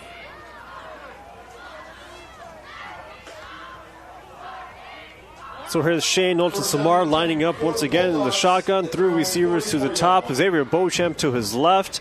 And it's going to be a run play. Handoff to Xavier Beauchamp, who finds a huge hole. Tries to make a move on Xavier. Jamari Doolin, and then finally brought down from behind by number two. Is that 28? Yes, it is. Wow. Abraham Pierre, who makes a tackle from behind. Number 28, Abraham Pierre. Huge hole for Xavier Beauchamp. Yeah, you'll see this run, and you are right. Beauchamp easily gets to the secondary, makes a good little move there. That bought him about 8 more yards, and good pursuit on the play, as you said, Aneem, by Abraham Pierre, also a freshman. But 1st and 10 at the 22. Knowlton-Samar is going to take this one. Also has a hole for himself to run through. Tries to make a move against Jamari Doolin. He fumbled. He makes a tackle. Picked up by Jamari Doolin after that tackle, too. Here's the call. I think he was down. They're going to talk about this? No, he wasn't. He was not. That was close. That's going to be 2 fumbles for Knowlton-Samar. Senior captain for the Bulldogs, Jamari Doolin. Wow, that's a big, big mistake. This is a good run by Knowlton-Samar, but does not secure the ball. Watch the end of this play and see if he was down. He's hit. Nope, good call. The ball was on its way out just before he hit the ground. Good strip by Doolin on that tackle. And what could have been a huge gain for the Bulldogs. Well, puts them right on the edge of the end zone, 7-yard line. So that's a big mistake. Here's Doolin on the sweep, going east to west again, and cut off for a loss on the play once again. The ball carrier. Good pursuit by the Bulldog defense. Brought down by that's a loss of 3. I don't think we've seen a positive gain on that call and any of the sweep plays that we've seen up to this point.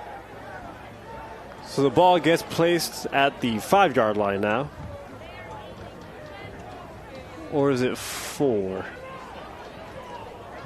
4-yard line.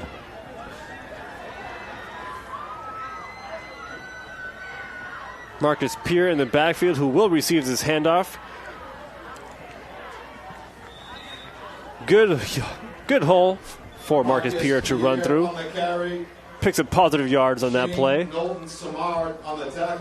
Well, this is a big play. Named 3rd and 6 at the 11. You really don't want to have to kick it out of your end zone. There's still 3 minutes to go. English has all their timeouts. Shane Knowlton-Samard also playing defensive back for the Bulldogs, and he's the one who makes that play on Marcus Pierre.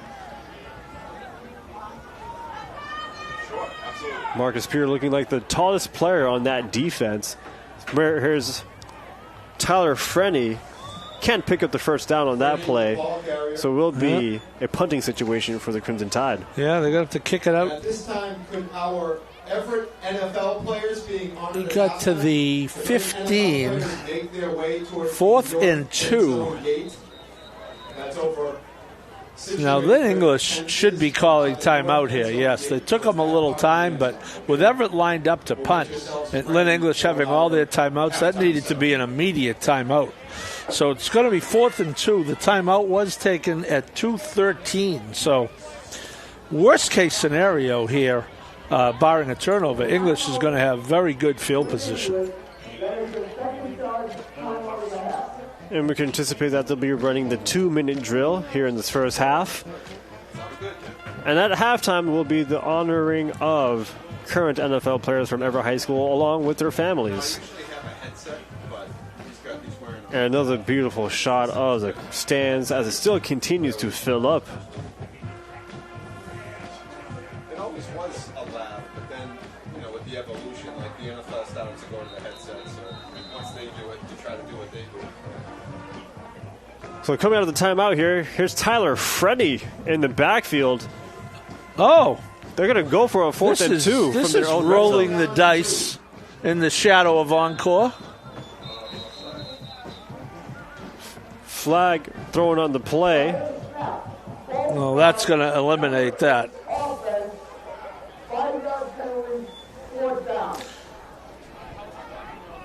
I'm not so sure about that anyway. You're up 2 scores. Make them drive at least part of the field. You pretty much, if you don't make that, you're giving them the ball just about the 15-yard line. Even a 30-yard punt makes them drive 45 yards. So that penalty might be a blessing in disguise. And now they are lining up in the punt formation. Shane Knowlton-Samard back deep to receive this punt from Jamari Doolin. And long snapping is Armani Negron. Here's a punt. Now let it bounce. There you go. Yeah, that's all. And now all of a sudden they're at their own 42 instead of the Everett 15. Doolin's punt is down. So that takes off 8 seconds off the clock. At the 43-yard line. We're at the 1 minute 59-second mark. Boy, let's talk about Doolin. Doolin has 2 punts today, 40 and 47. Very good. So we are in a 2-minute drill, and English has 1:59 to play with here. Really important for them. It would be important for them to get a score on the board down by 2 scores. Here's their lineup with 2 receivers spread out wide on either side of the formation. Knowlton-Samard is looking to his right for a quick out, looking for his freshman Mackay Kirk. Ball too high, and the pass will be incomplete. It'll bring up 2nd and 10.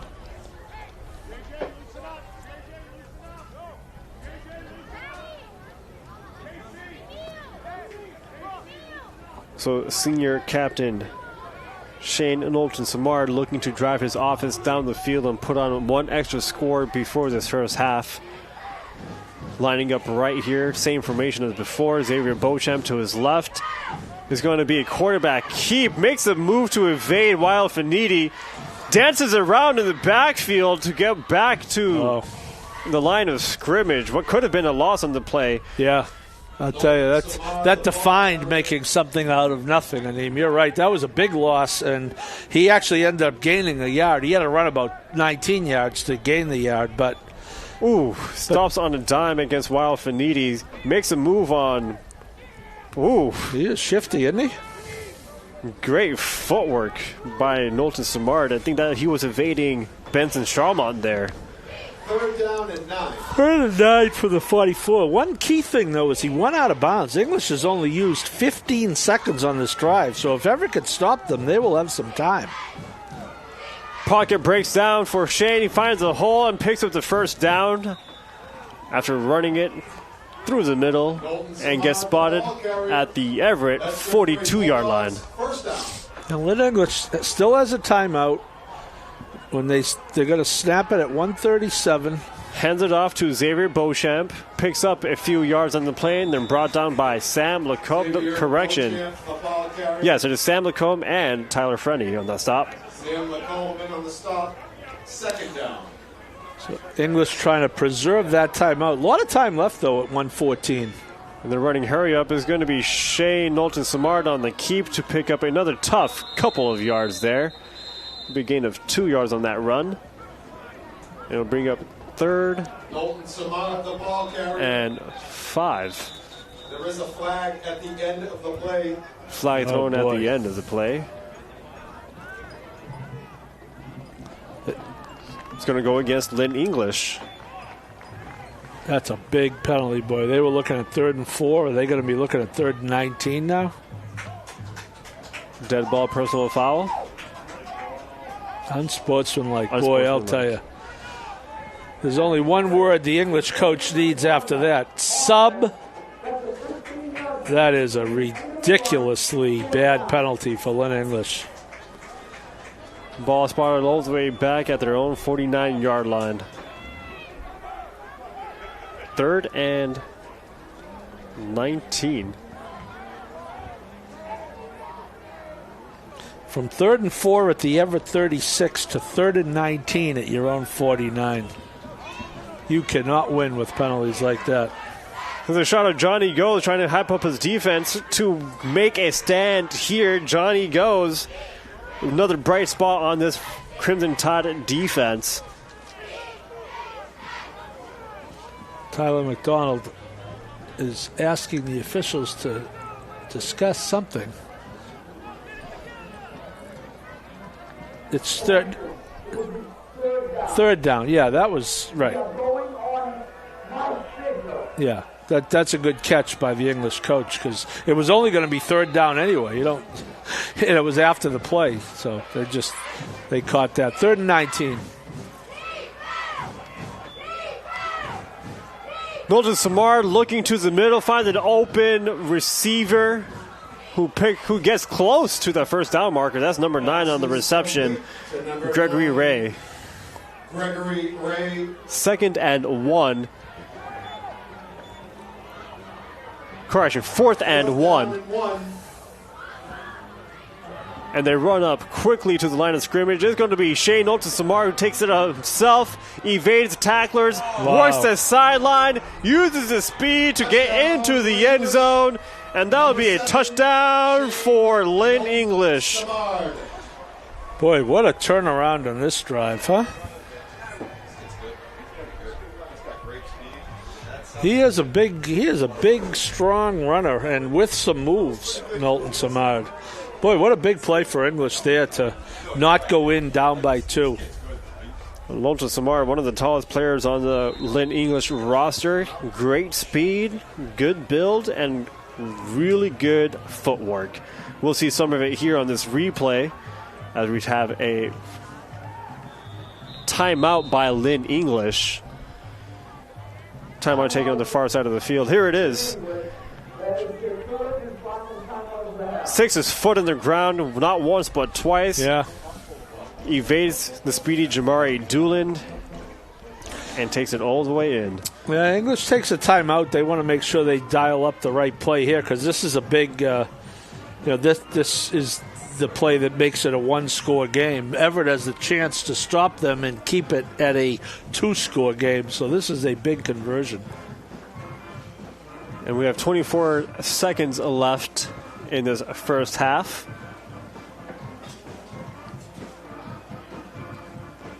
And going back to homecoming, let's talk about the job the city has done as they planned some road closures, set up some beautiful decorations. It's a huge jumbotron on the north side of the field that shows some of the game action. Great decorations on the park where they hosted the alumni who played for Coach John DiBiaso. They got balloons everywhere, nice banners, posters, artwork throughout the city.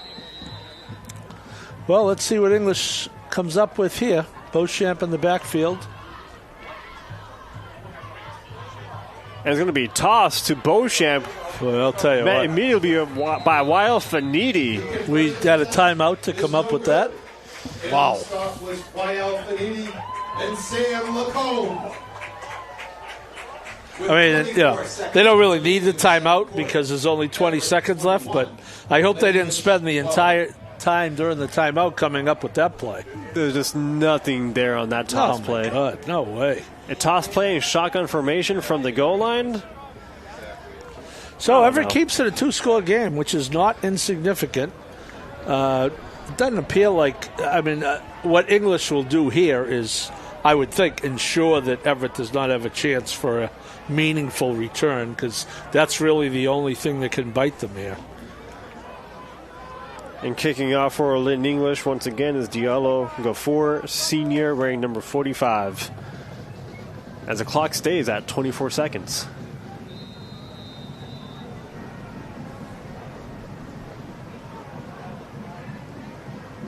Ball is laying flat, so it is a squib kick to number 29, who's trying to get outside. Tries to cut it upfield, but cut down from underneath. That's Chance Barreto on the return. Brought down by Xavier Beauchamp.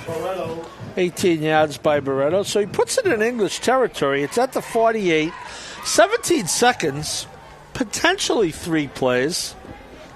Everett does have 2 timeouts, I believe. So I would think you just try to throw this ball downfield 2 or 3 times and see what you come up with. You can stop the clock. And Freddie does drop back in the pocket, but brought down for a sack by number 50 of Lynn English. Doesn't have a spot on the program that we're given, so he might be remain as unnamed. Everett's going to take their first timeout here in this first half. Oh, did the referee say third? I thought he said first, but I thought they had 2 left. I might have misheard. But we have 9 seconds left in this first half.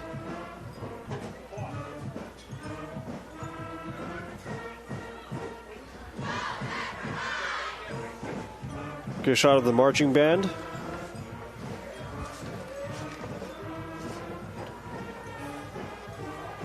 Marching band has 9 seniors currently enrolled. They've been honored in the pregame. Those 9 seniors. I'm probably not going to try to attempt to pronounce some of these names, but there are 9 seniors on the marching band squad. So Everett with 9 seconds left. Now they're down to 2 plays max. I just think you got to throw this ball as far as you can throw it and hope something good happens. Has Jeremiah Clark taking over at quarterback here. Yeah. He drops back in the pocket. Feels the pocket, launches it to the middle, looking for Jeremiah Joseph, but intercepted by number 18. This is intercepted by number 18, Cassius Che. All right, so that'll do that. I think, we have an Everett player hurt, which is not good. The clock says 2 seconds, so English will have to snap it once. So we got an Everett injury. English will take over the ball at their own 24-yard line. They will have to snap it once. And then that'll be it for this first half. Jeremiah Joseph also coming out of the field limping. And the downed player now walks up and jogs off the field. That was number 28, Abraham Pierre, freshman. That sounds great. Okay, thanks, Jerry.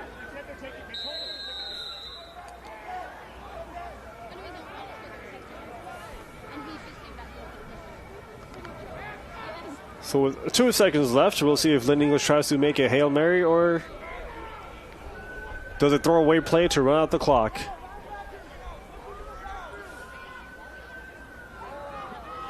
In a pistol look, and it'll be a knee by Shane Knowlton Samard. And we're going to go into halftime with Everett leading 21-12 here on homecoming day. Lynn English 12. Well, a lot of football left. 33 points on the board, and you get the feeling we haven't seen the end of it. So, Paul, you and I will take your break. It's halftime. We don't have our popcorn just yet, so no one rose up to the challenge, but we will be back on for the second half of the game. And for this halftime, we're going to see an honoring of NFL players and their families. So signing off is I'm Ani Mosmani, and that's Paul Halloran. Stay tuned. So, Josh, the band thing. Sorry. No, I'm sorry. And making their way onto the field, having played on Sundays, before you, true NFL royalty, right here, City of Everett, proud members of the Crimson Tide, celebrating with their families. These are the names that came before us, making Everett the pinnacle of Massachusetts football and greatness. Ray Trowbridge, Fred Sweetland, George Brickley, Pike Johnson, Al Parati, Art Dorfman, Johnny Della Sola, Rudy Romboli, Mario Ginelli, Ralph Pasquarello, Rick Sapienza, Bob Marks, Bobby Leo, Pat Hughes, Dan Ross, Omar Easy, Diamond Ferry, Rodman Noel, Jim Noel, Lucas Dennis, Collins Platel, Jason Maitre, Louis Seen, Isaiah Likely, Mikey Sainristil, and Josiah Stewart. Let's hear it for the greats before you and all of the newly minted banners that you see lining the stadium fence, commemorating our legends here before you.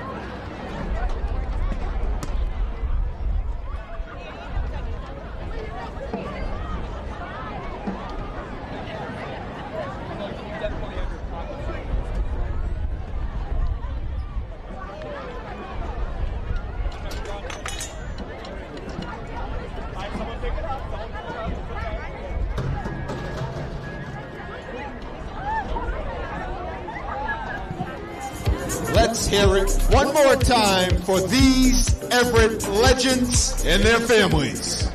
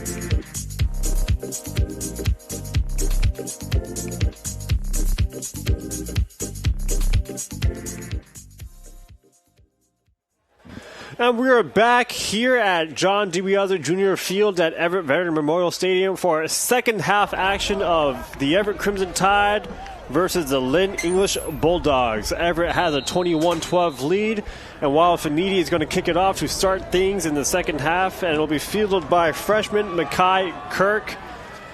Goes up the middle, nothing there, and brought down at the 30-yard line. My name is Andy Mosmani, and joining me is Paul Holleran. Well, a name of a high-scoring first half, 21-12. Much different look at the stat sheet from Everett this week. 28 rushes, 143 yards, 3 touchdowns. Passing, they were 2 for 3 for 51 yards. They had 194 yards of offense. Lynn English had 19 rushes for 123 yards and 2 touchdowns. They were 3 for 5 passing for 67 yards. They had 190 yards of total offense. So fairly even, though Everett has a 2-score lead, 21-12. Makai in motion, but the handoff goes to Xavier Beauchamp. Tries to break free, but brought down by the unescapable grip of Wild Finidi, supported by Tyler Frenny on that play. Brought down by number 9, Tyler Frenny, along with number 7, Wild Finidi. And there it is, the grip of Wild Finidi just holding on to the jersey. He wasn't letting go, was he?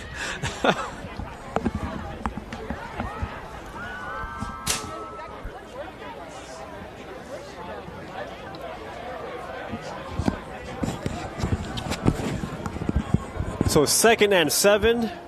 Makai Kirk in motion again. It's going to be Keep. Runs into his man, knocks him down to the ground, and then picks up the first down. That's Shane Knowlton-Samard with a nice rush for a first down. Shane Knowlton-Samard, the biggest playmaker for this Lynn English squad. Good fake on the handle, fake me out, but Jeremiah Joseph, Knowlton-Samard outruns him. Tries to pick up a block from number 9, Trevin Bingham, just knocks him to the ground and gets past him for an extra couple of yards. Good play by Shane Knowlton-Samard, senior captain for the Bulldogs. So 1st and 10 from their own 45-yard line. That time he got away from the tug on the shirt on him. But he does pick up a first down, taking the ball into Everett territory. They're lining up at the Everett 39-yard line. Yeah, English getting chunks of yardage all of a sudden. 12 followed by 16. High snap fielded by Knowlton-Samard, who we should mention, he was a wide receiver last year. He's done a great job transitioning to quarterback for the Bulldogs, and that's a good run by Beauchamp. Tackle made by Armani Negron. EJ Wright with the grip couldn't bring him down. 3 receivers to the top. There's going to be a handoff to Beauchamp. Gets a good block by the receivers. And gets a good chunk of yards to make it 2nd and 7.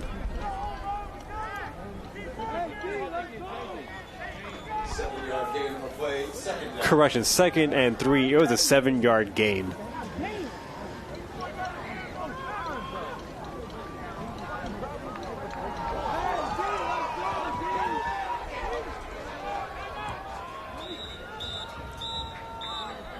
Everett called a timeout there.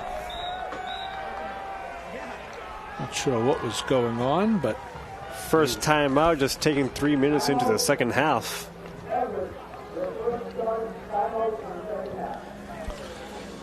So Lynn English comes right out of the locker room running the football. 12 yards by the quarterback on 2nd and 7 for a first down, and then Beauchamp, who's been the workhorse, he picks up 16 on first down, and they are at the Everett 32.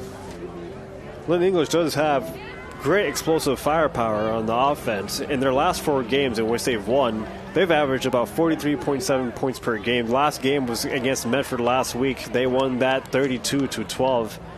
Game played at Manning Field. And they have 1 game on the season where they exceeded 50 points. That was against Peabody, where they won 54-32 on September 26th.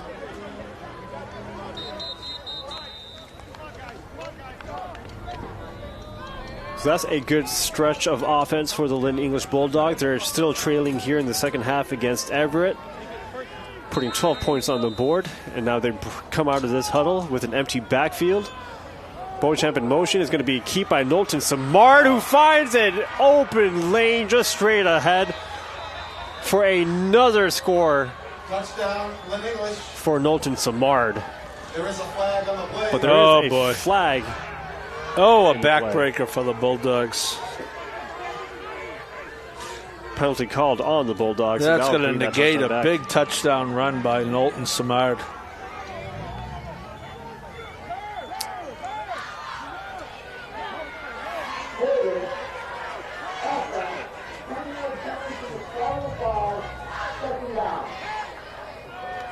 So 10 yards from the spot.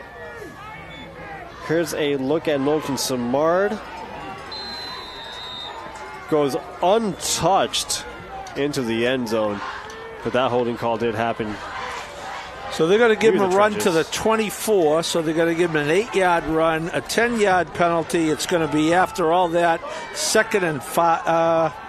Second and 5. Second and 5, yep. Empty backfield again from Knowlton Samard. Takes a snap, drops back in the pocket, looking to pass, has no options. Takes it himself, tries to make a move, does. And another easy run into the end zone. That's 2 straight times where Knowlton Samard waltzes his way into the end zone. This time the score will count.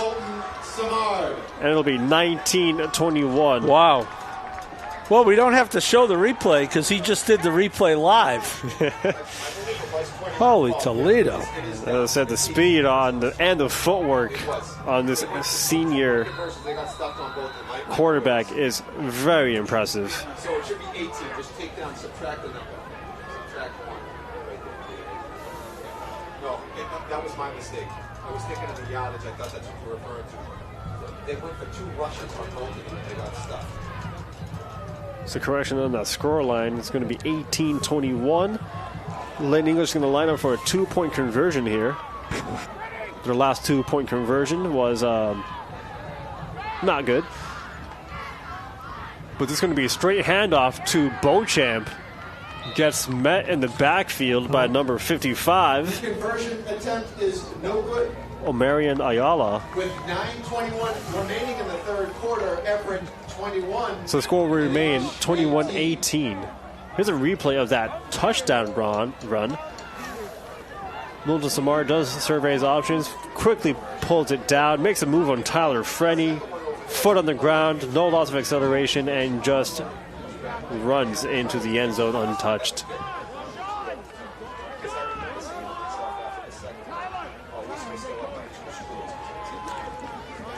So Lynn English answers the bell big time. They go 70 yards in 6 plays.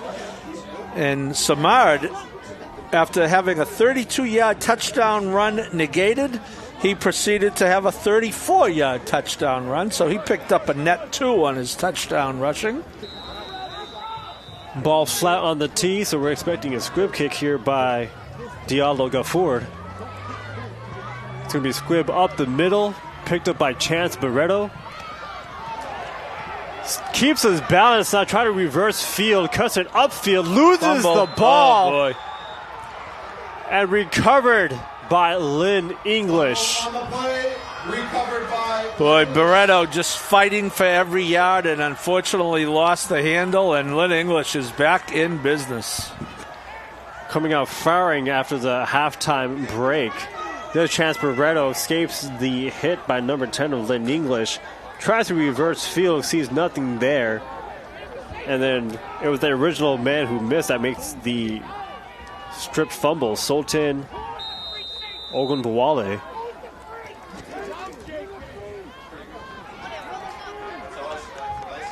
So good recovery by Sultan Ogunbowale.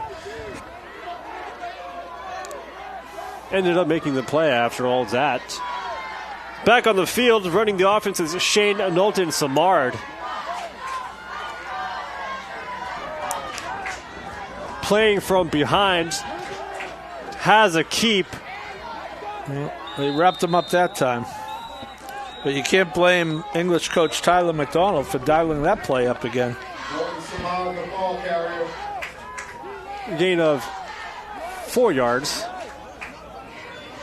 The 2nd and 6 at the Everett 26-yard line.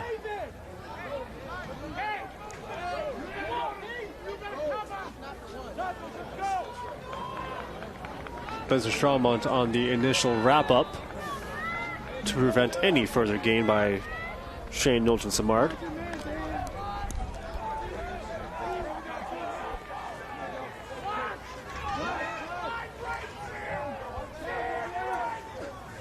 Here's a shotgun snap to a handoff to Beauchamp. Shakes off Sam Lacombe, outruns a linebacker and scores. Touchdown. Taking the lead for the first time this game is Xavier Beauchamp. Wow, what a turn of events this is. Everett not in control of the game, but up by 2 scores, and Lynn English comes out breathing fire. They score. Everett has a mistake on the kickoff, and Everett is going to have to play from behind.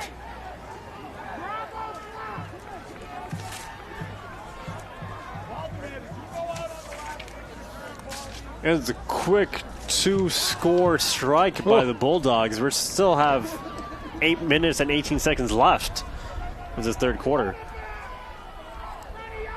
Lynn English is going to line up for a 2-point conversion here. It's the one thing they haven't been able to get right today. It's going to be Knowlton-Samard who's going to take it himself. He's going to get it this time. And just uses his speed to get to the outside for a successful 2-point conversion. 26-21, Bulldogs up top. So first lead of the day for Lynn English, and Everett is... Everett, remember, was ahead of this game 21-6. So English has now scored 20 straight points. There's a replay of the touchdown by Xavier Beauchamp, who just outruns the overstretched arms of both Weil Finidi and Gideon Legal. Followed by the 2-point conversion attempt by the speedster himself, Knowlton-Samard.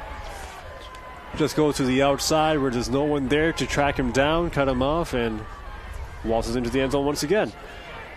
Back out to kick is Diallo Gafour. Ball flat on the tee. So here's another squib. Knowlton-Samard's going to be over 100 yards. Everett picks it up. It's going to be Johnny Goes. Finds the sideline and then takes it to midfield. Kickoff return by number 4, Johnny Goes. Johnny Goes, one of the many seniors on this Crimson Tide squad. Makes a play and takes the ball to midfield. Johnny's not shy. He's looking to pick. He had one return last week as well. You'll see right there. He's just going to pick it up and makes a little move to the outside there. You don't want to take him on one-on-one. He'll roll you.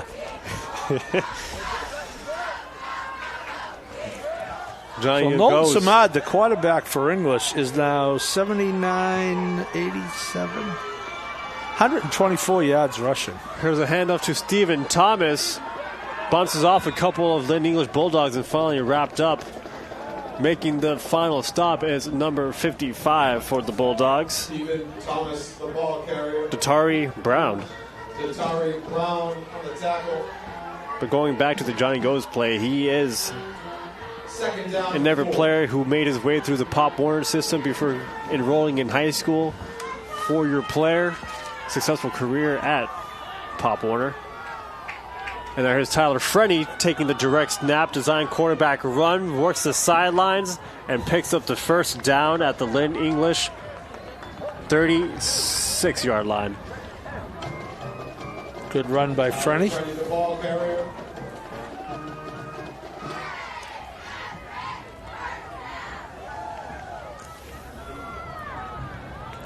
Just had open lane to the sideline.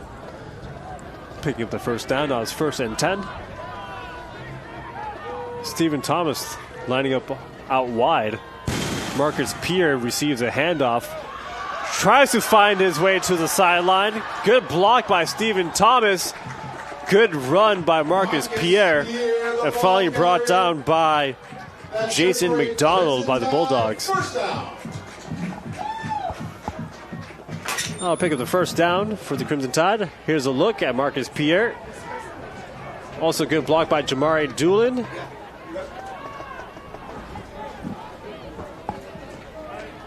And finally brought down by senior Jason McDonald of the Bulldogs. Well, the Tide are looking to answer, and they are well on their way. Already down into the red zone. English is going to take a timeout. So we said at the half that 33 points scored, and we expected more, and they are coming fast and furious.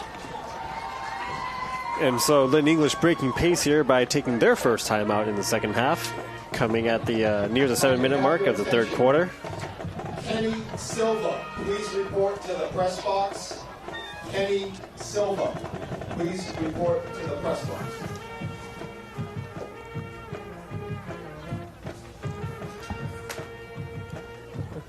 And today is definitely a beautiful day for all the festivities that the city of Everett puts up for homecoming weekend.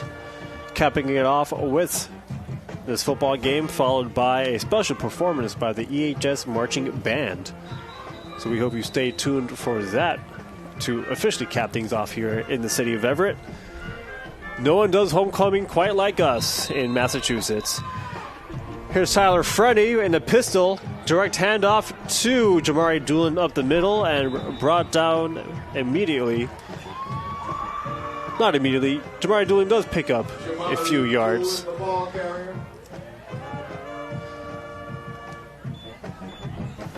Sometimes the angle I sit in and see it affects some of my perception.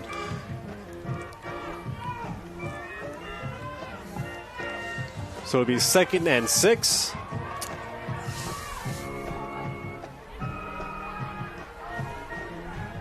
A lot of shifting over on the offensive line there for the Crimson Tide. Interesting formation here. What a mess.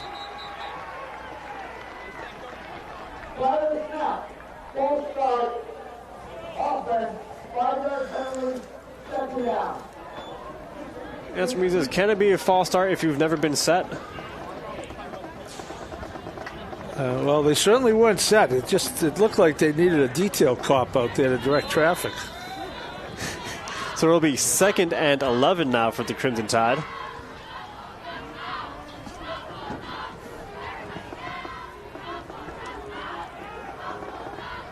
Design quarterback run for Tyler Frenny. Does have a little bit of breathing room up the middle to pick up a few yards on that play. We'll bring up 3rd down for the Crimson Tide as they are back into the red zone.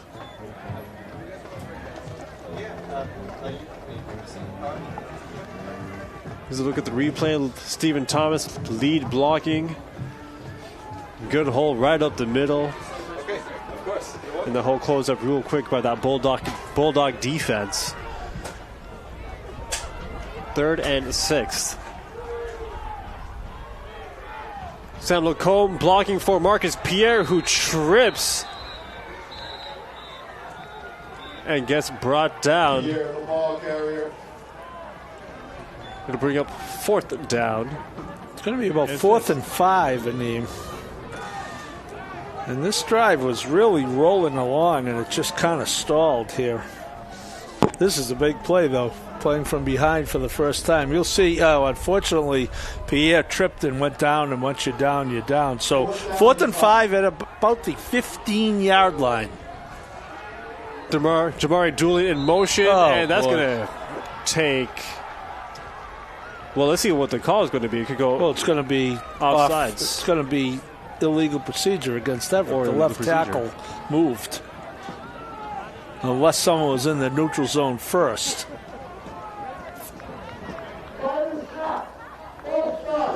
It's going to be a false start. Be 4th and 10 for the Crimson Tide offense now. 4th down and 10 from the 20. Yep, there was the false start on that replay. Crimson Tide still electing to go for it. They're trying to take back the lead. Freddie looking downfield, gets pressure. He's got room. Evades pressure. And you're right, he does have room on the far side of the field and gets it right past the sticks for a fresh set of downs. Wow. To make it 1st and goal from the Crimson Tide 10-yard line. Boy, I'll tell you, he needed 10. I think he got 11, and to get the 11, he got just 10, I think. It's an easy measurement. The ball was right at the stick. Take a look at Frenny. And this is where you see a lot of green in front of him, and he makes the decision to run. It's all going to be about the spot. I thought he got to the 9. They spotted it at the 10. English coach Tyler McDonald has got to realize he can't go all the way down there. This should be the quickest measurement of all time. The stick is literally right there. And how often did we get to see a measuring of the ball in high school football?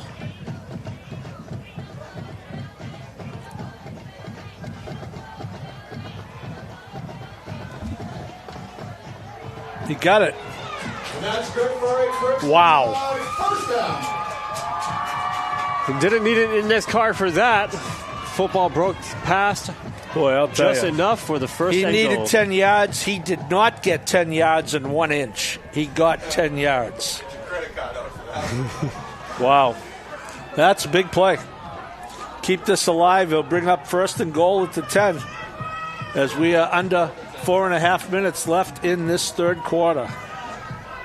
So offense lining up on the far hash mark at the 10-yard line.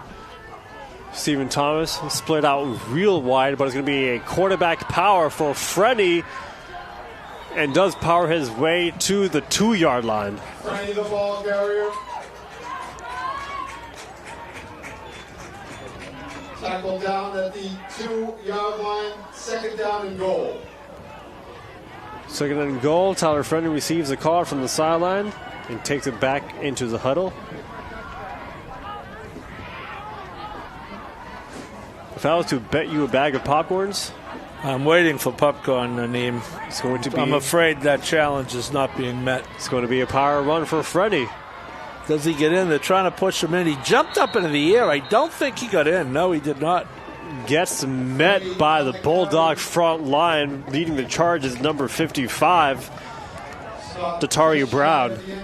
You know, and of course, every time you got to snap it down here, you know, you're opening the door to a mistake or a penalty or whatever. So 3rd and goal. 2 plays to get 1 yard and retake this lead as we go to the 3-minute mark here in the 3rd quarter of an entertaining football game.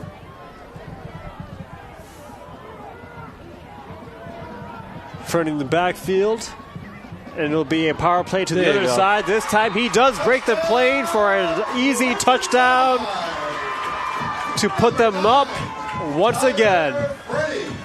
Up by 1 point, 27-26. 10 plays, 50 yards on that drive. They did it all on the ground.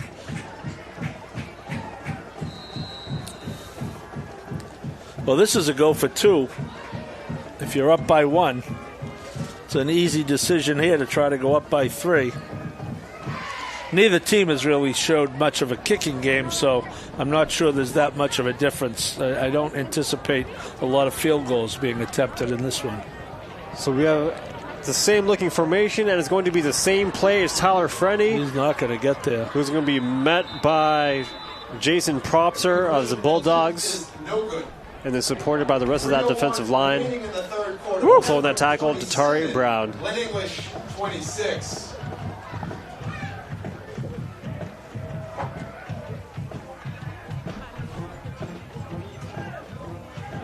So it's 3 straight quarterback power plays at the goal line. One of them gets into the end zone. It'll be 27-26 with 3 minutes and 1 second left in this 3rd quarter.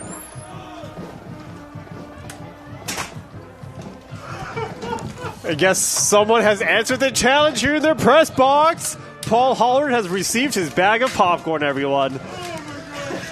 Give that man a hand. Here, can I pay you? No. Justin Hahn just saved your day. Oh, my God. While Finiti kicks it off deep. Fielded by number 16, Tyven Leak. And brought down hard. It's going to be ruled down by contact. He was down. Cassius Che on the return.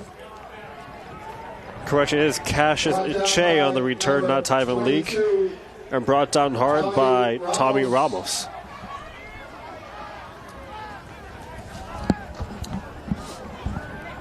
Okay, if you hear a crinkling sound, that's just a bag of popcorn. Do not get alarmed, because I'm not waiting. Courtesy of Justin Hahn. Yes. Justinian, as the kids call him. I've been told that the kids call him the Justinian. I call him the Savior. In Lowell, we call him Justin Prime. Story to that one later, but here's Milton Samar with the handoff to Beauchamp. Almost breaking free, but finally brought down from behind at the ankles by Tyler Frenny. Yep. No reason to think, Aneem, they're going to do anything different. They've had good luck on the ground. They had 123 yards rushing in the first half. They came out with a great drive to get to within a few points, and then after the turnover, they took the lead. But they've done a lot of damage on the ground, especially in this quarter. They've had runs of 12, 16, 34, and 27. Both teams keeping it to their ground here in this third quarter. And here's another handoff to Beauchamp. Initially, he met in the backfield, but stayed upright, kept his legs moving to pick up the first down, a gain of 4 yards. Yeah, he had to work for that one, but first down, Everett. Here's a look at that replay. First down, Bulldogs. Just outruns the edge defenders who couldn't make the play for a tackle for a loss, and does pick up the first down. Bubble pop to the freshman, Mackay Kirk, and immediately flooded by the Crimson Tide defense. Well, he did a good job in him holding on to that. That was a low pass, and he knew he was going to get hit right away. Kervin Joseph, who made the defensive play, slow to get up and might have to come out. And he will be checked out by the athletic trainers.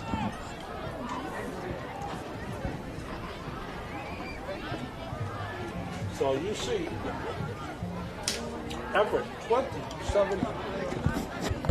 Yeah, I had to move that up while I was chewing my popcorn name. I tried not to have the sound effects of the popcorn. 27-26. It's a long game, folks.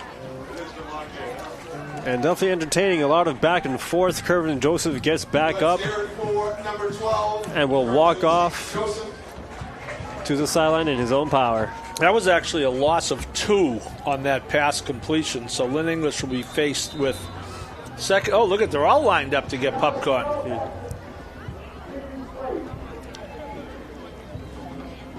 Yeah, Joseph has to come out.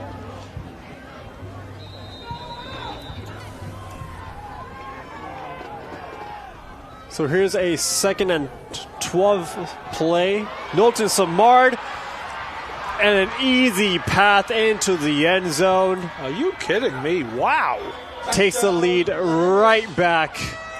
Number 7, Shane Knowlton Samard. Shane Knowlton Samard doing it all on the ground today.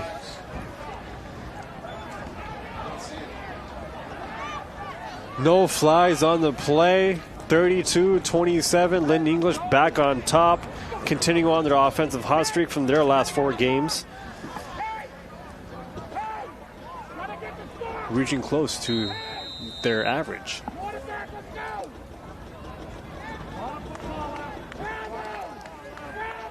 Knowlton Samad as the quarterback. 16 carries, 189 yards, 4 touchdowns. Wow. And Lynn English is going to line up for a 2-point conversion attempt. That's a big one because Everett could take the lead without an extra point if they don't convert on this. is going to be Nolton Samar taking himself again untouched into the end zone. The 2-point conversion is good by Nolton Samar. So that will bring up Lynn English. 1:13 remaining in the third quarter. 34-27. 34, Everett 27. No, I said we were going to have more points in him. I didn't realize it would be to this extreme. Lynn English in this quarter has scored 22 points. Wow. Here's a look at that touchdown run. Once he was 5 yards beyond the line of scrimmage, and you called it live. He was gone. There was just no one there. Just an open freeway at night.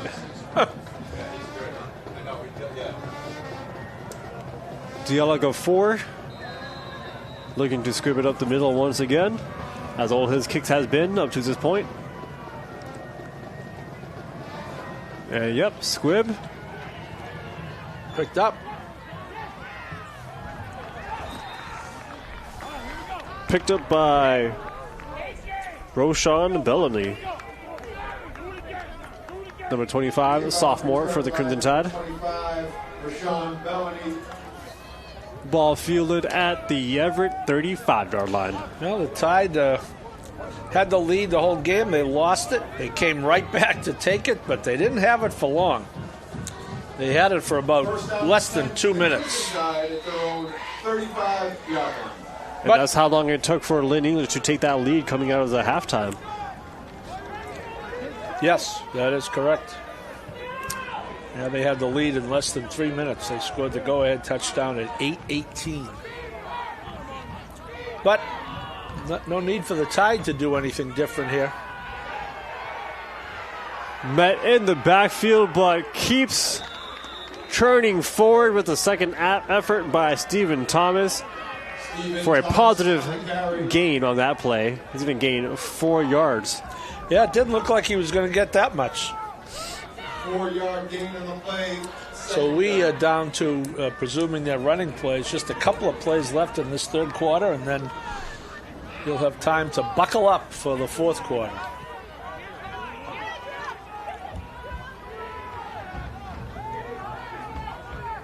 Here's Tyler Frenny with another handoff to Stephen Thomas. Bounces off to the outside. Tries to cut it up and does get brought down right near the first down marker. Not going to get it necessarily. Be short 1 yard, so it'll be 3rd and 1. 3rd and 1, and Everett does not need to snap it. And I don't think they would want to snap it. They have time to get this play called and head into the fourth. They are heading to the line of scrimmage, so we'll see. I don't see what the hurry would be here. And that'll be the end of the third quarter, with Lynn English leading 34-27. Different score from what we saw in the opening quarters of this game. Whew, thank God that popcorn got here, Aneem. I need sustenance to get me through the fourth. Another look at the cheerleaders from a different angle. We have one cheerleader we like to shout in particular. Co-captain Emma Perry, who's also the student representative who sits at school committee. Oh, there's the senior class all treasurer. Smiles. There's another Tide hat, a different Tide. And that's David Hahn. On camera 1. David O'Connor won't like that hat. He doesn't like that Tide. Oh, yeah. He's a Tiger. Going back to Emma Perry, she's also in the NHS Key Club and the senior class treasurer. And here's a look at our video production teacher at Everett High School, Al O'Donnell. And Evan Hubbard, recent graduate of Everett High School. And Tony Laidlaw, another recent graduate of Everett High School. He's studying broadcast communications at Roxbury Community College. Back to football, Tyler Frenny keeps churning forward for extra yards after contact. Brings the ball to the Lynn English 46-yard line. Yeah, 10 yards. So nothing fancy is being done here, Aneem, by either team, but they are just grinding it out on the ground. I keep saying that. That's terrible language. They combined for 266 in the first half, so this is just more of the same. And here's Stephen Thomas on the carry. Correction, Marcus Pierre. That's 5 yards. That's fine.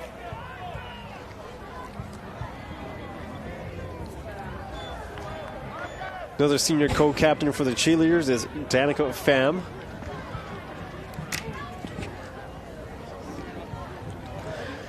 The Crimson Tide will be graduating 10 seniors from their cheerleading program.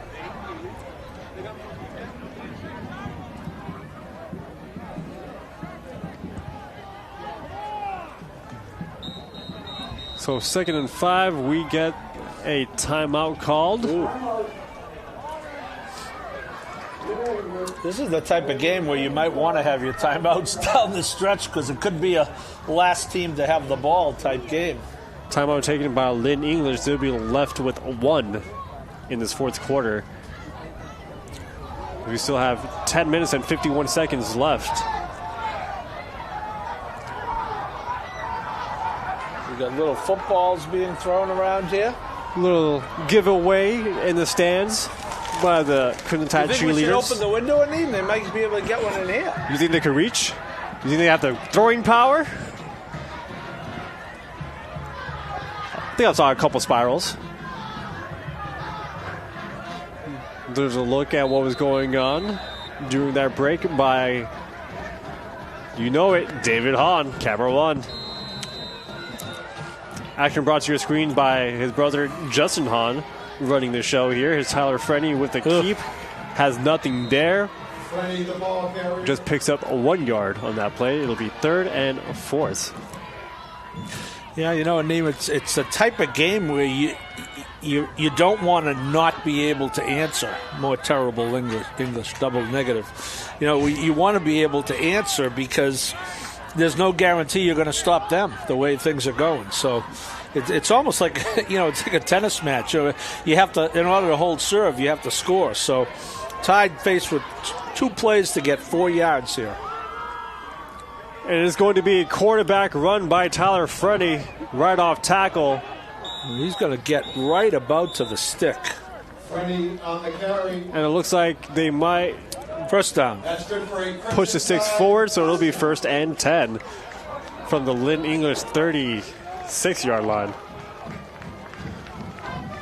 On the stop for the Bulldogs, number 9, Gregory Ray. Yeah, that's the idea now. It's just to keep moving the chains. And Frenny is, because he had that huge run on Everett's touchdown of the half on 4th and 10. He got just to the chains to keep that drive alive. Here's a sweep to Doolin. Will he have the sideline this time? Yes, he does. And picks up about 9 yards. Well, we've been waiting play. for that. You know, Doolin has not been able to get around the edge. That time he had enough of blocking out top, and he's very dangerous when he does get to the edge. Good run by Doolin. He gets down to the 28-yard line. It'll be 2nd and 2. Defense playing close to the box, freeing up the sideline for Doolin. First good look on that sweep play this game. And also great blocking by the Crimson Tide, as there's another run play. This time Marcus Pierre tries to break free and then driven backwards. Flags thrown. Correction, Stephen Thomas, the ball carrier. But flags thrown on the play.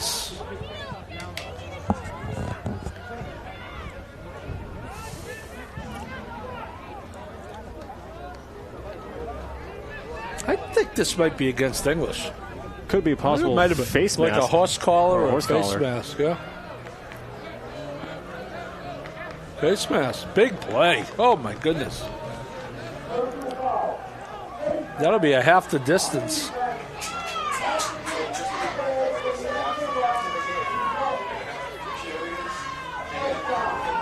So a great opportunity. Is at the 12? Yep. Great opportunity for the Crimson Tide to tie up this game. Here's a look at that previous play. And there it is, the face mask by number 55, Datari. Yeah, that's Brown. a big play. Direct snap to Tyler Freddy. Working the sideline, trying to break free. Reaches out past the goal line and gets it. Touchdown for Tyler Freddy. Yep. The ball came loose when he hit the ground. That's all you got to do is break the play. Now here is the all-important 2-point conversion. Or will they try to kick to tie it? I don't think so, the way this game is going. The decision will come down to Rob DiLoretta, who's sending out Tyler Frenny. Yeah. I think if you were kicking to go ahead, Aneem, they might do it. But down by one, I think they want to try to take the lead. And then the challenge will become that reverse play worked well once. Wonder if we'll see that again. Here's a Jamari Doolin. Cut in, get in. There you go. And there it is. Everett has the lead here in the fourth quarter, courtesy of the 2-point conversion of Jamari Doolin following the touchdown run by Tyler Frenny. Well, now you got to do something on defense, and Lynn English this half has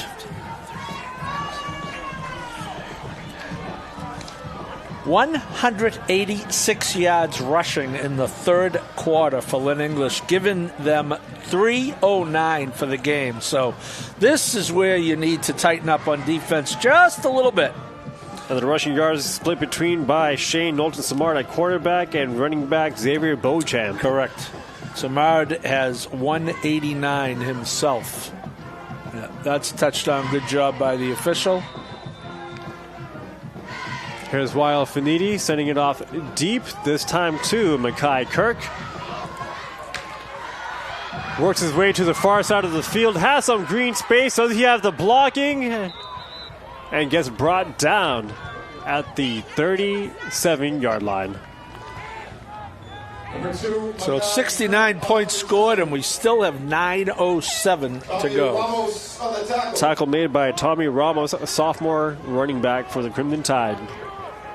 Limps off field, and we hope that he's okay.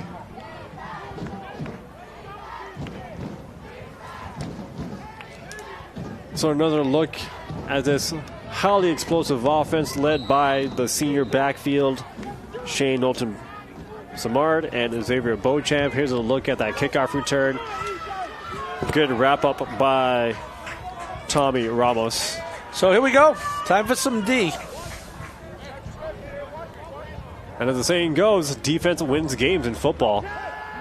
Going to be a design quarterback run for Knowlton-Samard, but gets nothing there. Stays upright until the whistles are blown at the 36-yard line. A loss of 1 yard. Tackle made by Benson Charlemont. Loss of 1 on the play, second down.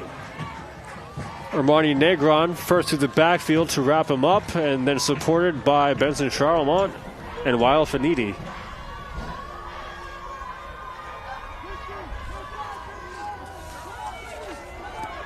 Three receivers for the Bulldogs. It's going to be another quarterback keep for Knowlton-Samard. Picks up a block from his wide receivers. And there you go. Another open lane into the end zone for Knowlton-Samard. 5 rushing touchdowns. This is on incredible.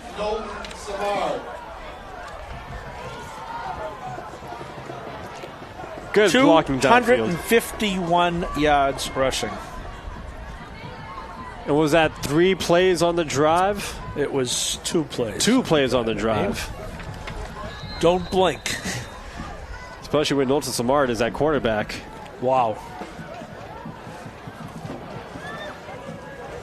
So a lot of back and forth here in the second half. Lynn English is going to go for 2. They're up by 5 as it stands. And we'll see how they're going to punch it into the end zone for a 2-point conversion attempt. To receive the split out wide is going to be quarterback keep by Knowlton-Samard. Untouched into the end zone. Puts up Lynn English 42-35. Well, they held serve with an ace down the line. Their offensive hot streak continues into John DiBiaso Jr. Field. Take a look at that downfield blocking. You got a good block by number 4, Jason McDonald, and that seals the deal for the speedy Knowlton Samard. Goes untouched into the end zone again. Knowlton Samard and Beauchamp have combined for 32 carries and 373 yards. Wowza. It looks like Crimson Tide has been playing man defense this entire time. No safety back deep, no last line of defense, and Knowlton Samard just outruns everyone in that front first wave of defenders. Here's another squib kick. Johnny goes, let it go by. Effective. Get on it. Touched and recovered. That was an effective one. You know, those squib kicks, obviously the longer they could stay on the ground, the more time you have to cover it, and that was pretty effective. So Everett, not great field position. Their own 28, yet still 8:08 to go. Ball recovered by Roshan Bellany. Here's an up-close look of the huddle, led by Rob DiLoretto, vice principal and Everett head coach for the football team. Celebration of Bippy Manuel's life. Celebration of life for Bippy. Join us in the shop. We'll go next time. Okay. Your turn, Tide. It's going to be a quarterback keep. Frenny up the middle, breaks free. But not past that second defender. Tackle made by Jason McDonald after a gain for a 1st and 10 from the 43-yard line. Battle of the running quarterbacks, I mean.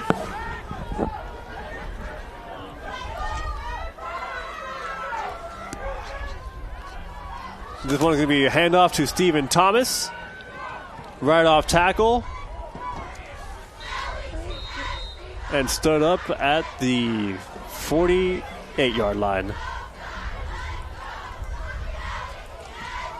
Stephen Thomas on the carry. Well, there's 5, though. Yeah, you'll take those 5 yards on first down anytime. Once again, tackle made by Jason McDonald.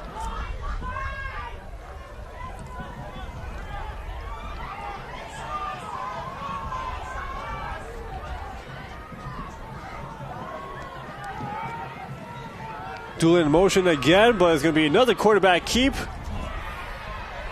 Sheds off one defender and then finally brought down by Ryan Oon, number 8 of the Bulldogs. You realize the quarterbacks in this game have combined for 9 rushing touchdowns? Wow. Yeah. I always like to call this kind of game the battle of the trenches because you just keep it down on the ground. Let their front line battle it out and let your quarterbacks or running backs run through it. That time, the Lynn English front line won that battle. Held Thomas for a 1-yard gain. 2nd and 9 at the Lynn English 42-yard line. Frenny has 147 yards on 27 carries and 4 touchdowns. That's the other thing. The quarterbacks have combined for 45 carries in this game.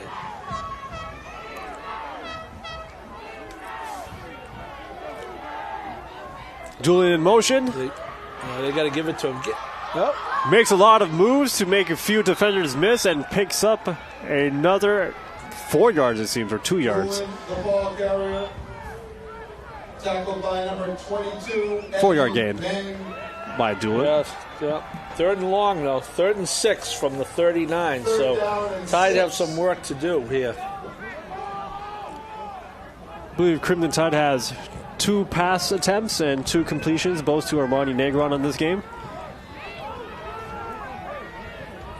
As they line up with 3 receivers to the top of the formation. He's Doolin in motion, as we've seen that motion many times before.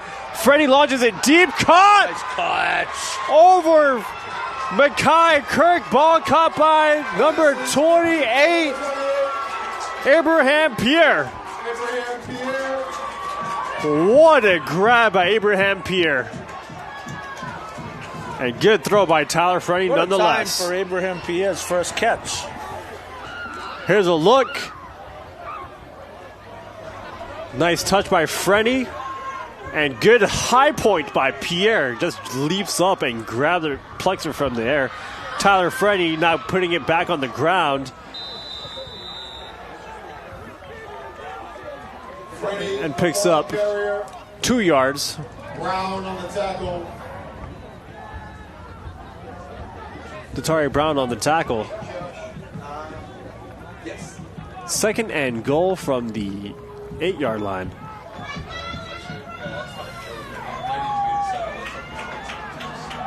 Or was that the 7-yard line? It's going to be a handoff to Stephen Thomas. Takes it past the 5-yard line, gets brought down. At this point in the game, I mean, you want to score, obviously, but the way this game's going, you don't want to. The less time you can leave them with, the better.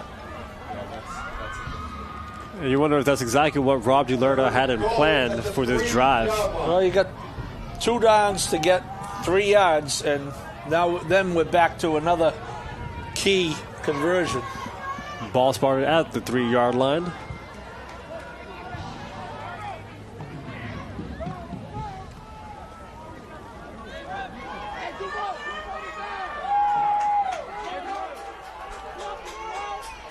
Here's Frenny with a snap. Go outside. Oh, my goodness. Outside was wide open, a walk-in touchdown. With a lead blocker with no one to block. Thomas was out there. Oh, boy. Tyler Frenny, who's a tremendous runner, he will not like it when he sees that film. He was a waltz into the end zone if he stayed outside, but no gain, and here we go. 4th and goal at the 3, and this could be the ball game. Look at 2 blockers, Lacombe and Thomas. Decides to cuss it up into a line of Bulldog defenders. Well, I'm going to tell you, this could be the ball game, Aneem. Even with 3 minutes left. Although if you don't make it, you do pin them deep.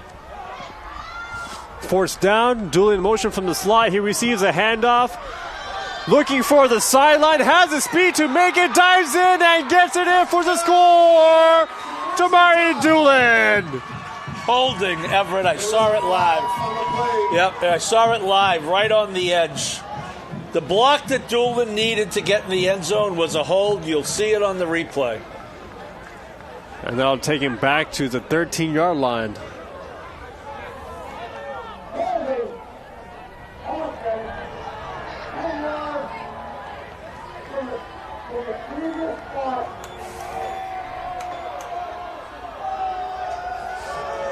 Yeah, fans don't like it, but if we get a chance to see the replay, I think you're going to see that the key block.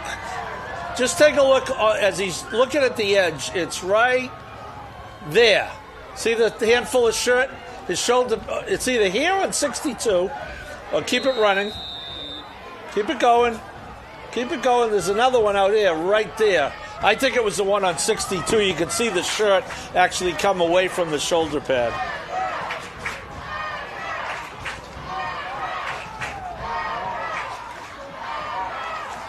Most likely could have been called on both players. They could only accept one penalty in football.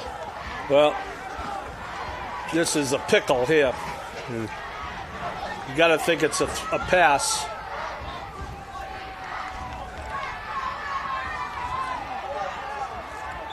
Looks like they're trying to draw Lynn English off sides to pick up 5 more yards. Why? To set up 4th and goal at the 8? I don't understand that. That timeout, you might need that timeout.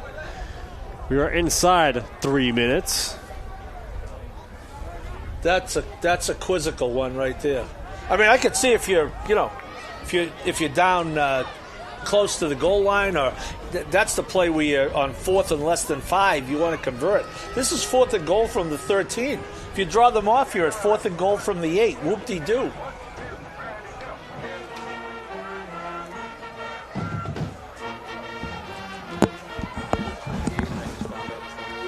Well, the good news is Frenny has only attempted 1 pass in this quarter, and it was an excellent 30-yard reception to Abraham Pierre. So you would think, Aneem, we're going to see some type of pass run option, although, the run has to gain 13 yards in order to get wherever it needs to get, which is in the end zone.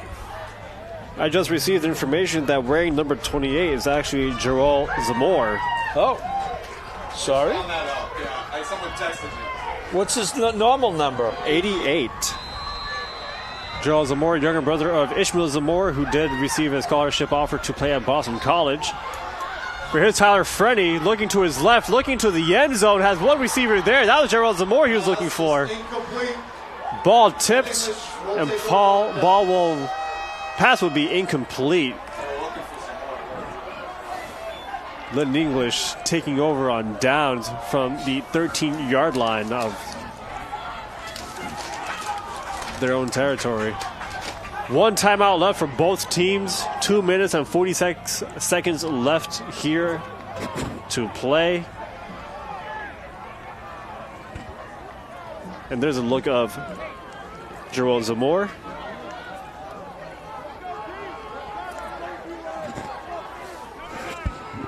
One-on-one, Tyler Frenny. Ball was just thrown a little high. Zamore got a hand on it. Well, tries to float it up to a point where only Zamore can catch it. I'm going to tell you, this is where that timeout is going to hurt you. Okay, you can only stop the clock once. English is going to do nothing other than what they have been doing. Zero coverage here on the defense. Is going to be handed off to Beauchamp. Hard to bring down, and finally brought down after a tough 2-yard gain. Except as a face mask. Beauchamp, the ball carrier, flag on the play. The referee threw that from behind the play, looking right at the tackle. I think they got a face mask. Might be only 5, though. Nope, not 15. Oh, boy.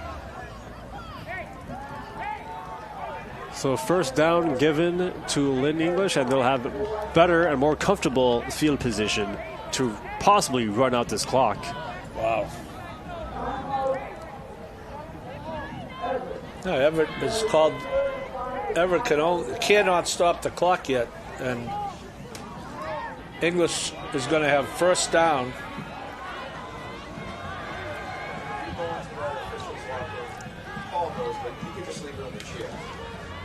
No more timeouts left for Everett. Lynn English holds on to 1. 2 minutes and 32 seconds left in this game here in this Saturday afternoon matchup. Boy, Everett had the chance, boy. The big play was, unfortunately, the hold on 4th and goal from the 3 that negates the touchdown to pull them to within 1.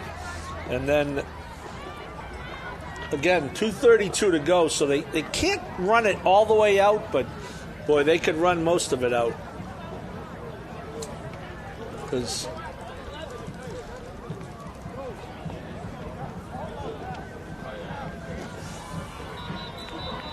this will be the biggest win in Lynn English football in many, many years. I can tell you that, if they hold on.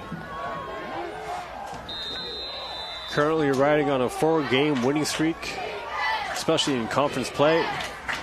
Here's Nolton Samar with the handoff to Beauchamp. The two-headed monster in the backfield has done the bulk load of the work here in this 42-point lead. Sam Lacombe on the tackle. So it's going to be 2nd and 8.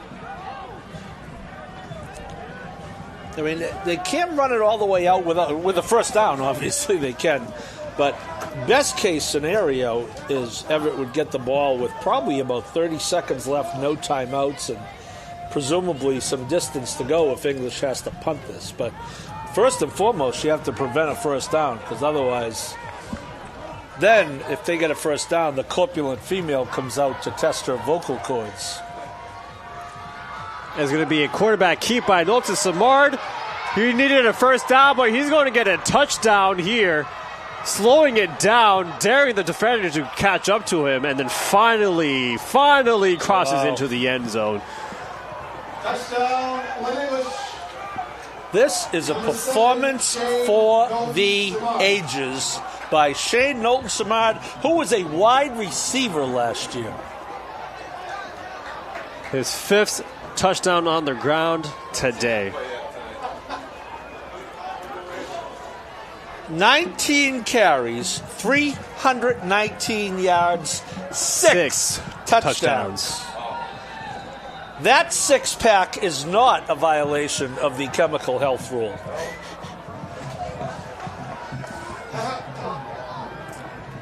And they're going to line up for 2 points.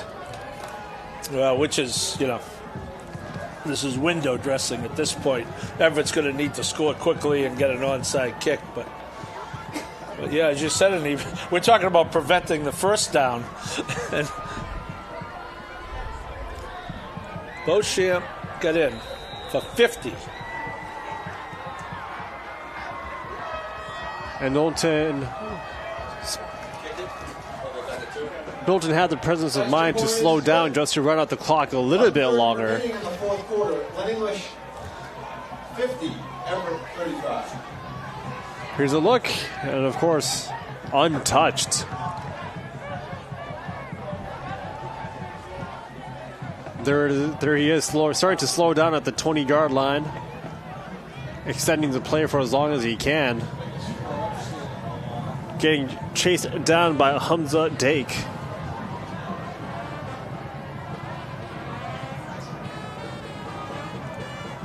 And then finally breaks the plane.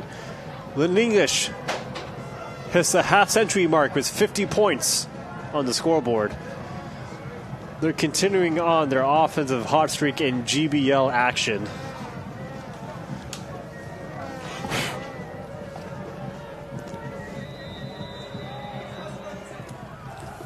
Bringing up their average from 43.7 points per game in conference play.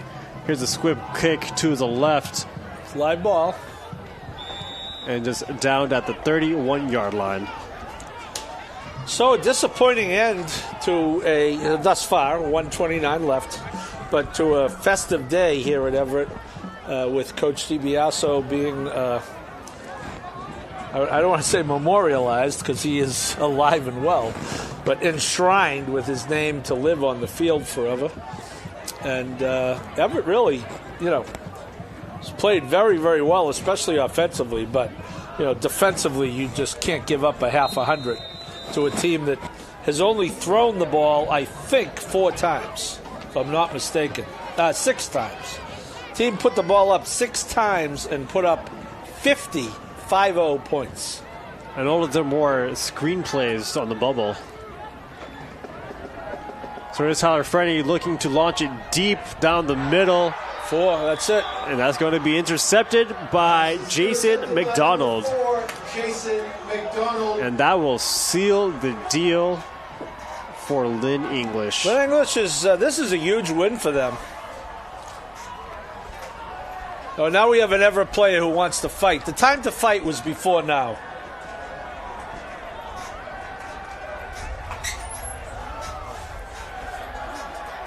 Great job by his teammates getting him out of there. Give me a break.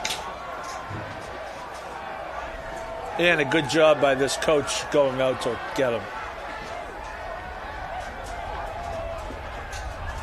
Lynn English will cap off their regular season next week at Somerville, playing at Dilboy Stadium. And Everett will be traveling to Revere.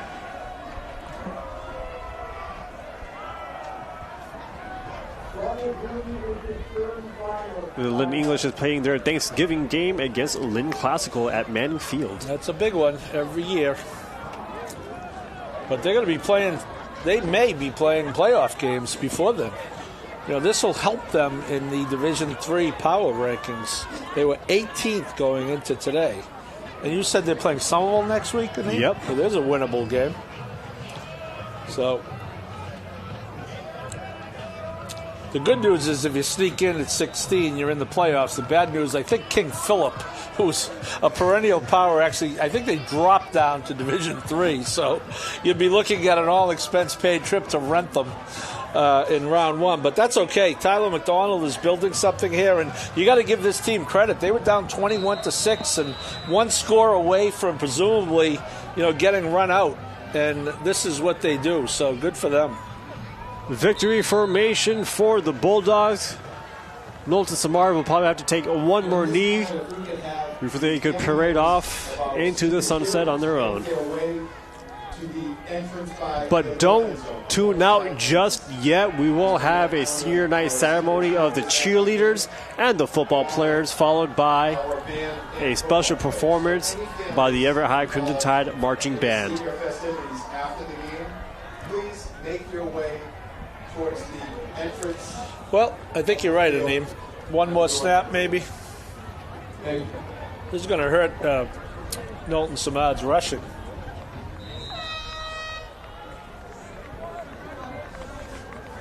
That should do it. What a good win for the Lynn English Bulldogs. You have to give them credit for their resiliency coming on the road on a day that Everett had all the motivation in the world, and Everett showed up. Everett showed up to play today, and Lynn English just came out with a dominating second half. They scored 38 points in the second half to get this big win for them as they fight for a Division III playoff game. The final score, Lynn English 50, Everett 35. Paul, you and I will be signing off from the air, but the broadcast will continue on for the senior night ceremony. So thank you for watching. Thank you for tuning in and listening to us talk. I'm Aneem Osmani, and we'll catch you next time. Please stay tuned for the senior night ceremony and the Everett High Marching Band performance. We have some senior festivities and ceremony taking place. As the teams take to the field, we will be introducing our senior cheerleaders, football players, and members of the marching band.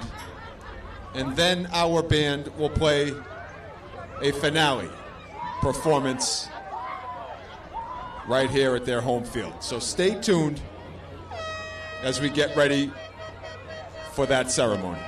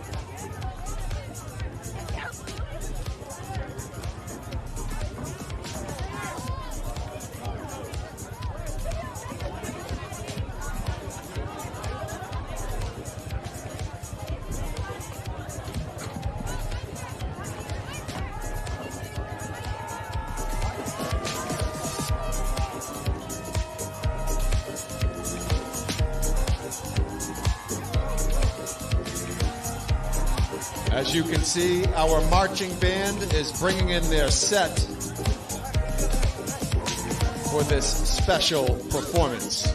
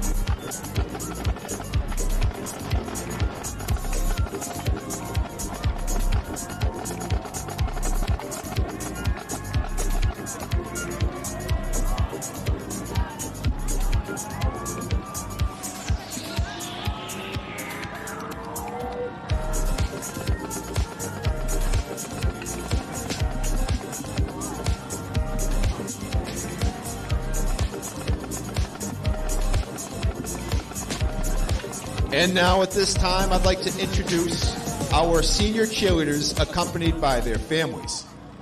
We'll start with Kirsten Carapolucci, joined by Julie, Rich, and son.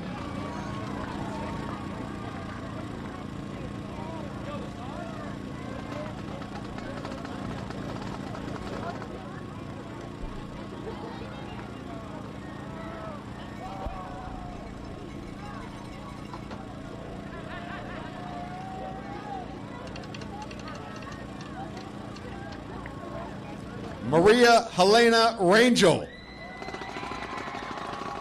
joined by Sherlyn Rangel, Maria Isabel, Maria Clara, and family.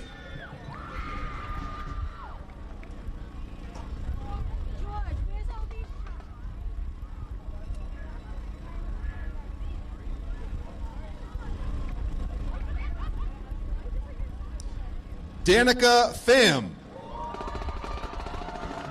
joined by Jimmy, Rito, and family.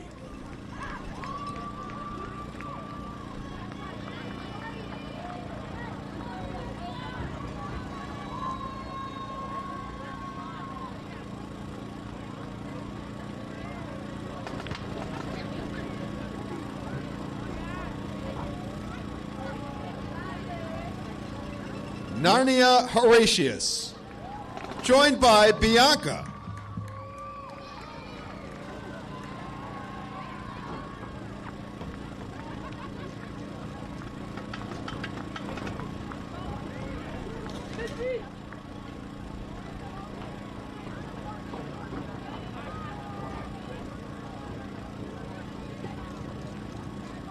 Gianna Hardaway DePaula, legend, destiny, and family.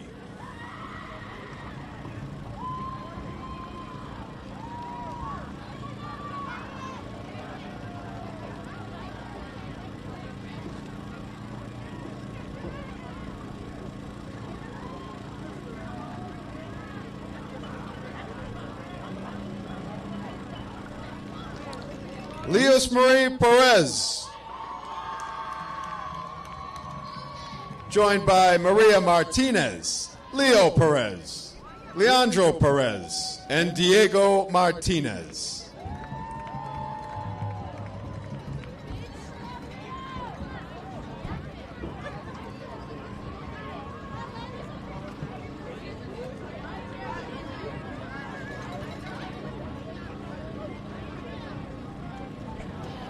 Riley Kenny, joined by Patty Scalisi and family.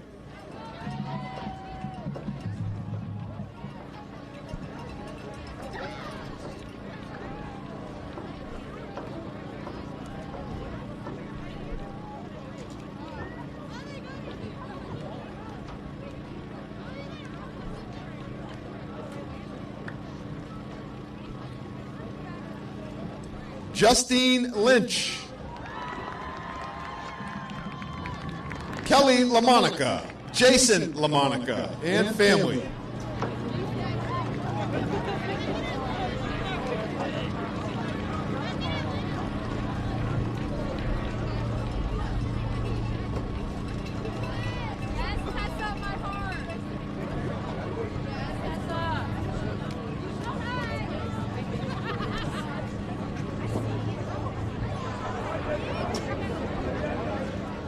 Ian Herrera,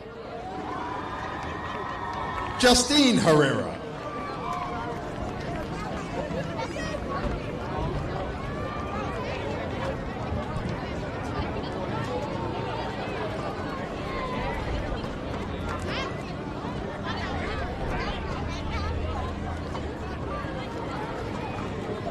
Caitlin Peralta, joined by Luis Delapina, Eudice Espinoza, and family.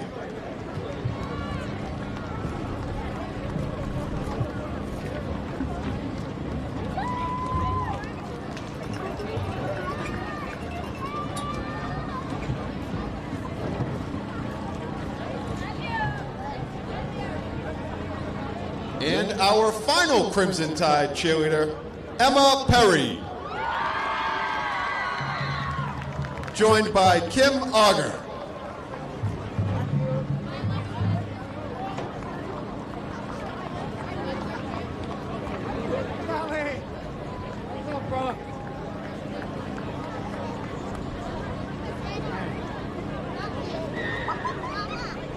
And now for our football players.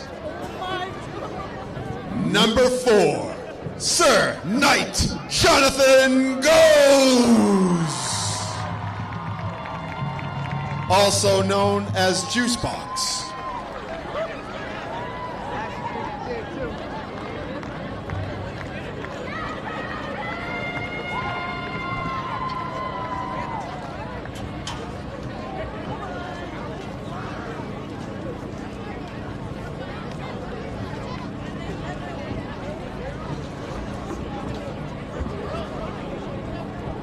Number 5, Gideon Legal.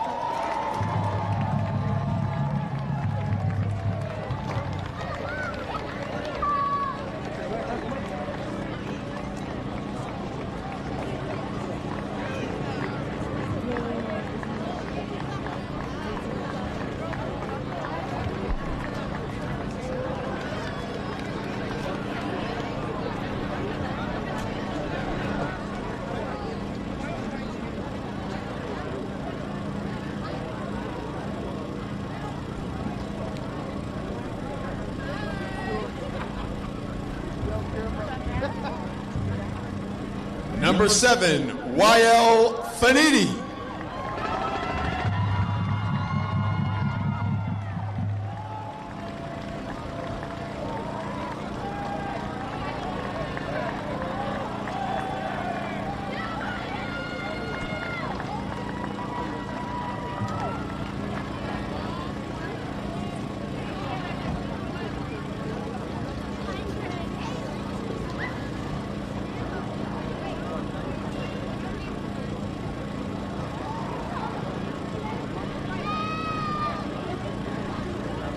Number 8, Sam Lacombe.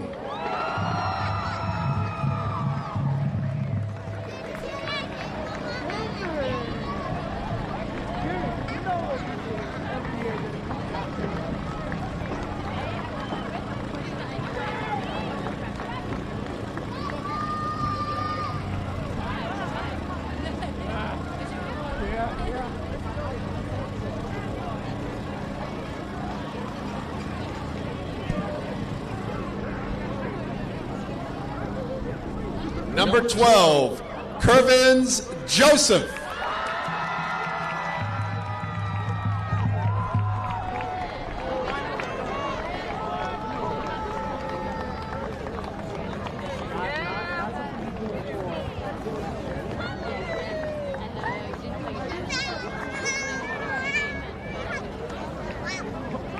I'm pissed. Oh,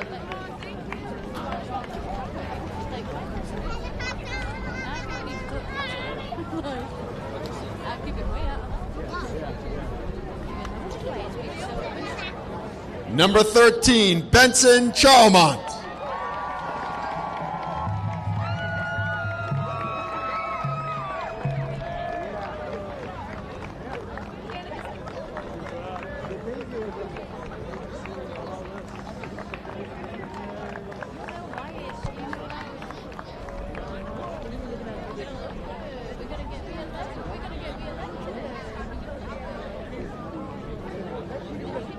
Number 17, Hamza Daik.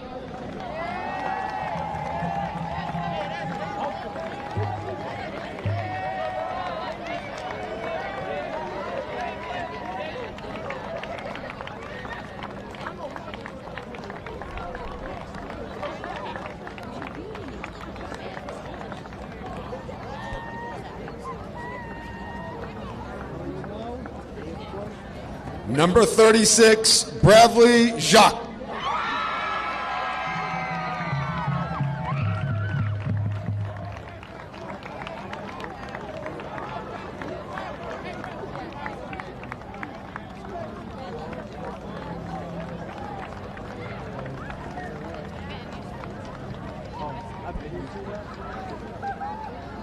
Number 40, Simon Silva.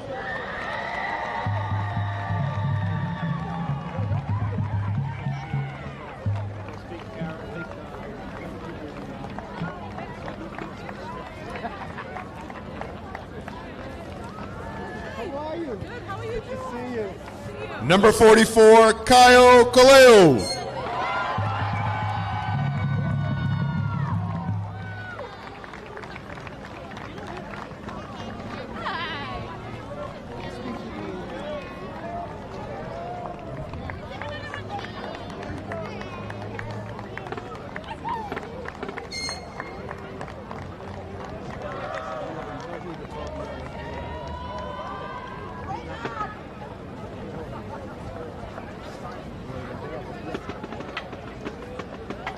Number 46, Marcus Pierre.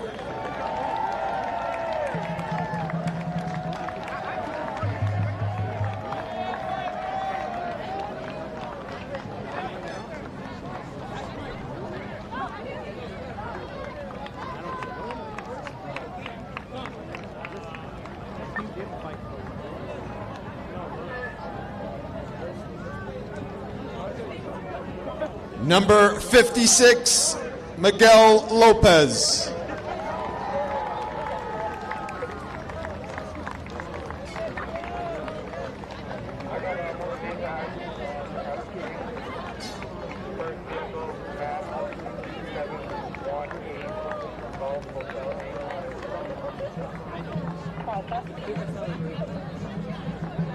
Number 59, Eno Neto.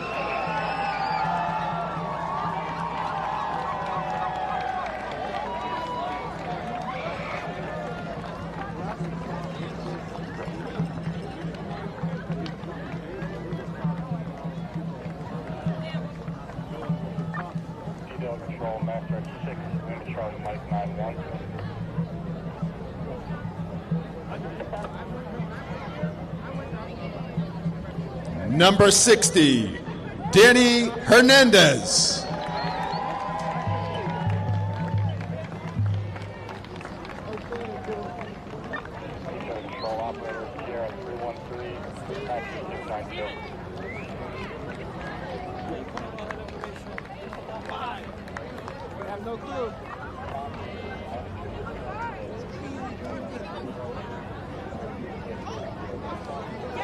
Number 68, Gaetano Foster.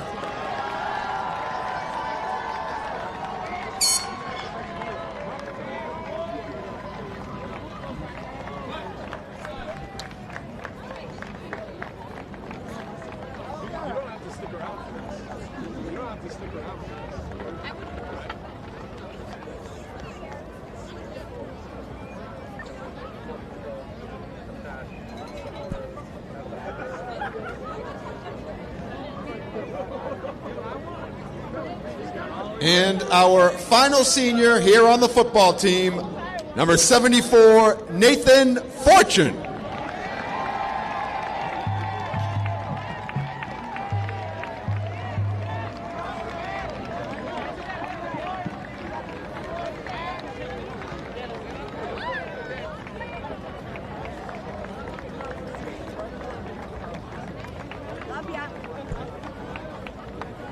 After the last of the photos are taken, if we could ask for everyone but the band to exit the field so that the band could begin their performance. So start to make your way to the exits. The Fortune family will take their photos, but everyone else, if you could make your way to the exit so our band can begin their finale performance.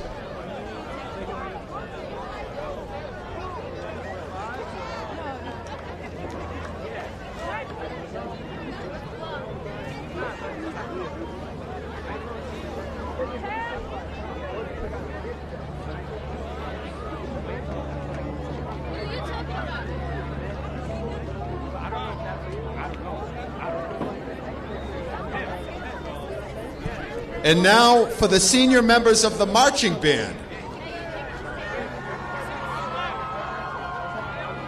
Ashley Pineda Ramos.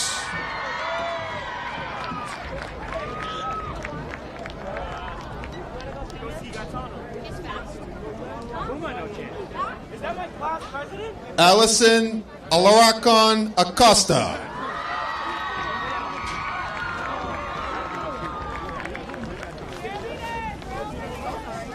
Tessa Ford.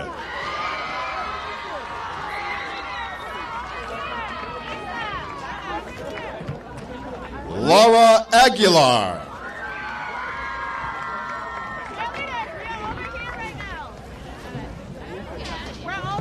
Amelia McNally.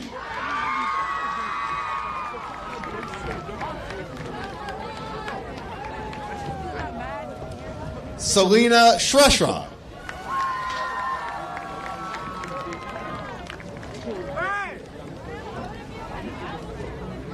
Elizabeth Landaverdi.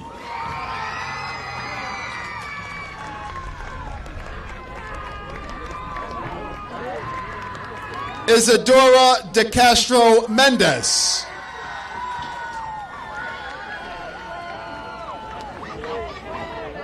And our final senior for the marching band, Natalie Romero Velasco.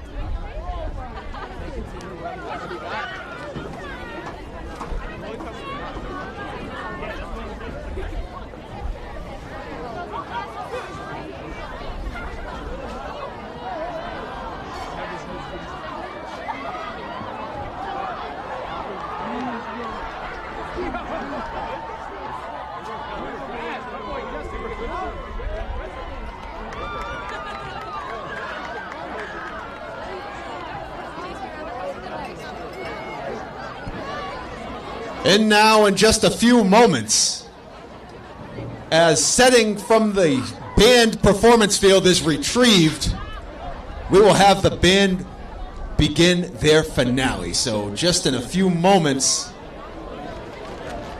we'll get ready to deliver and listen to the fine tunes of the band.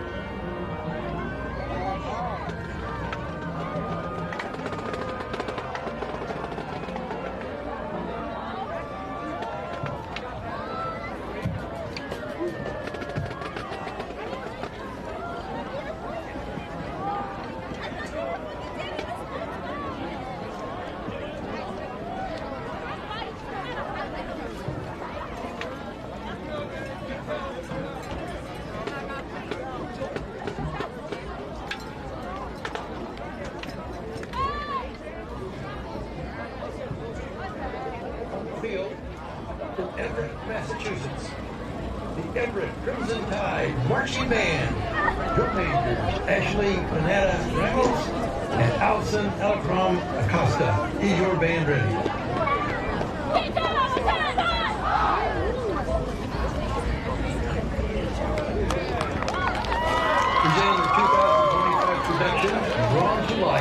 music from Pictures and Exhibition. Please welcome the Everett Crimson Tide Marching Band.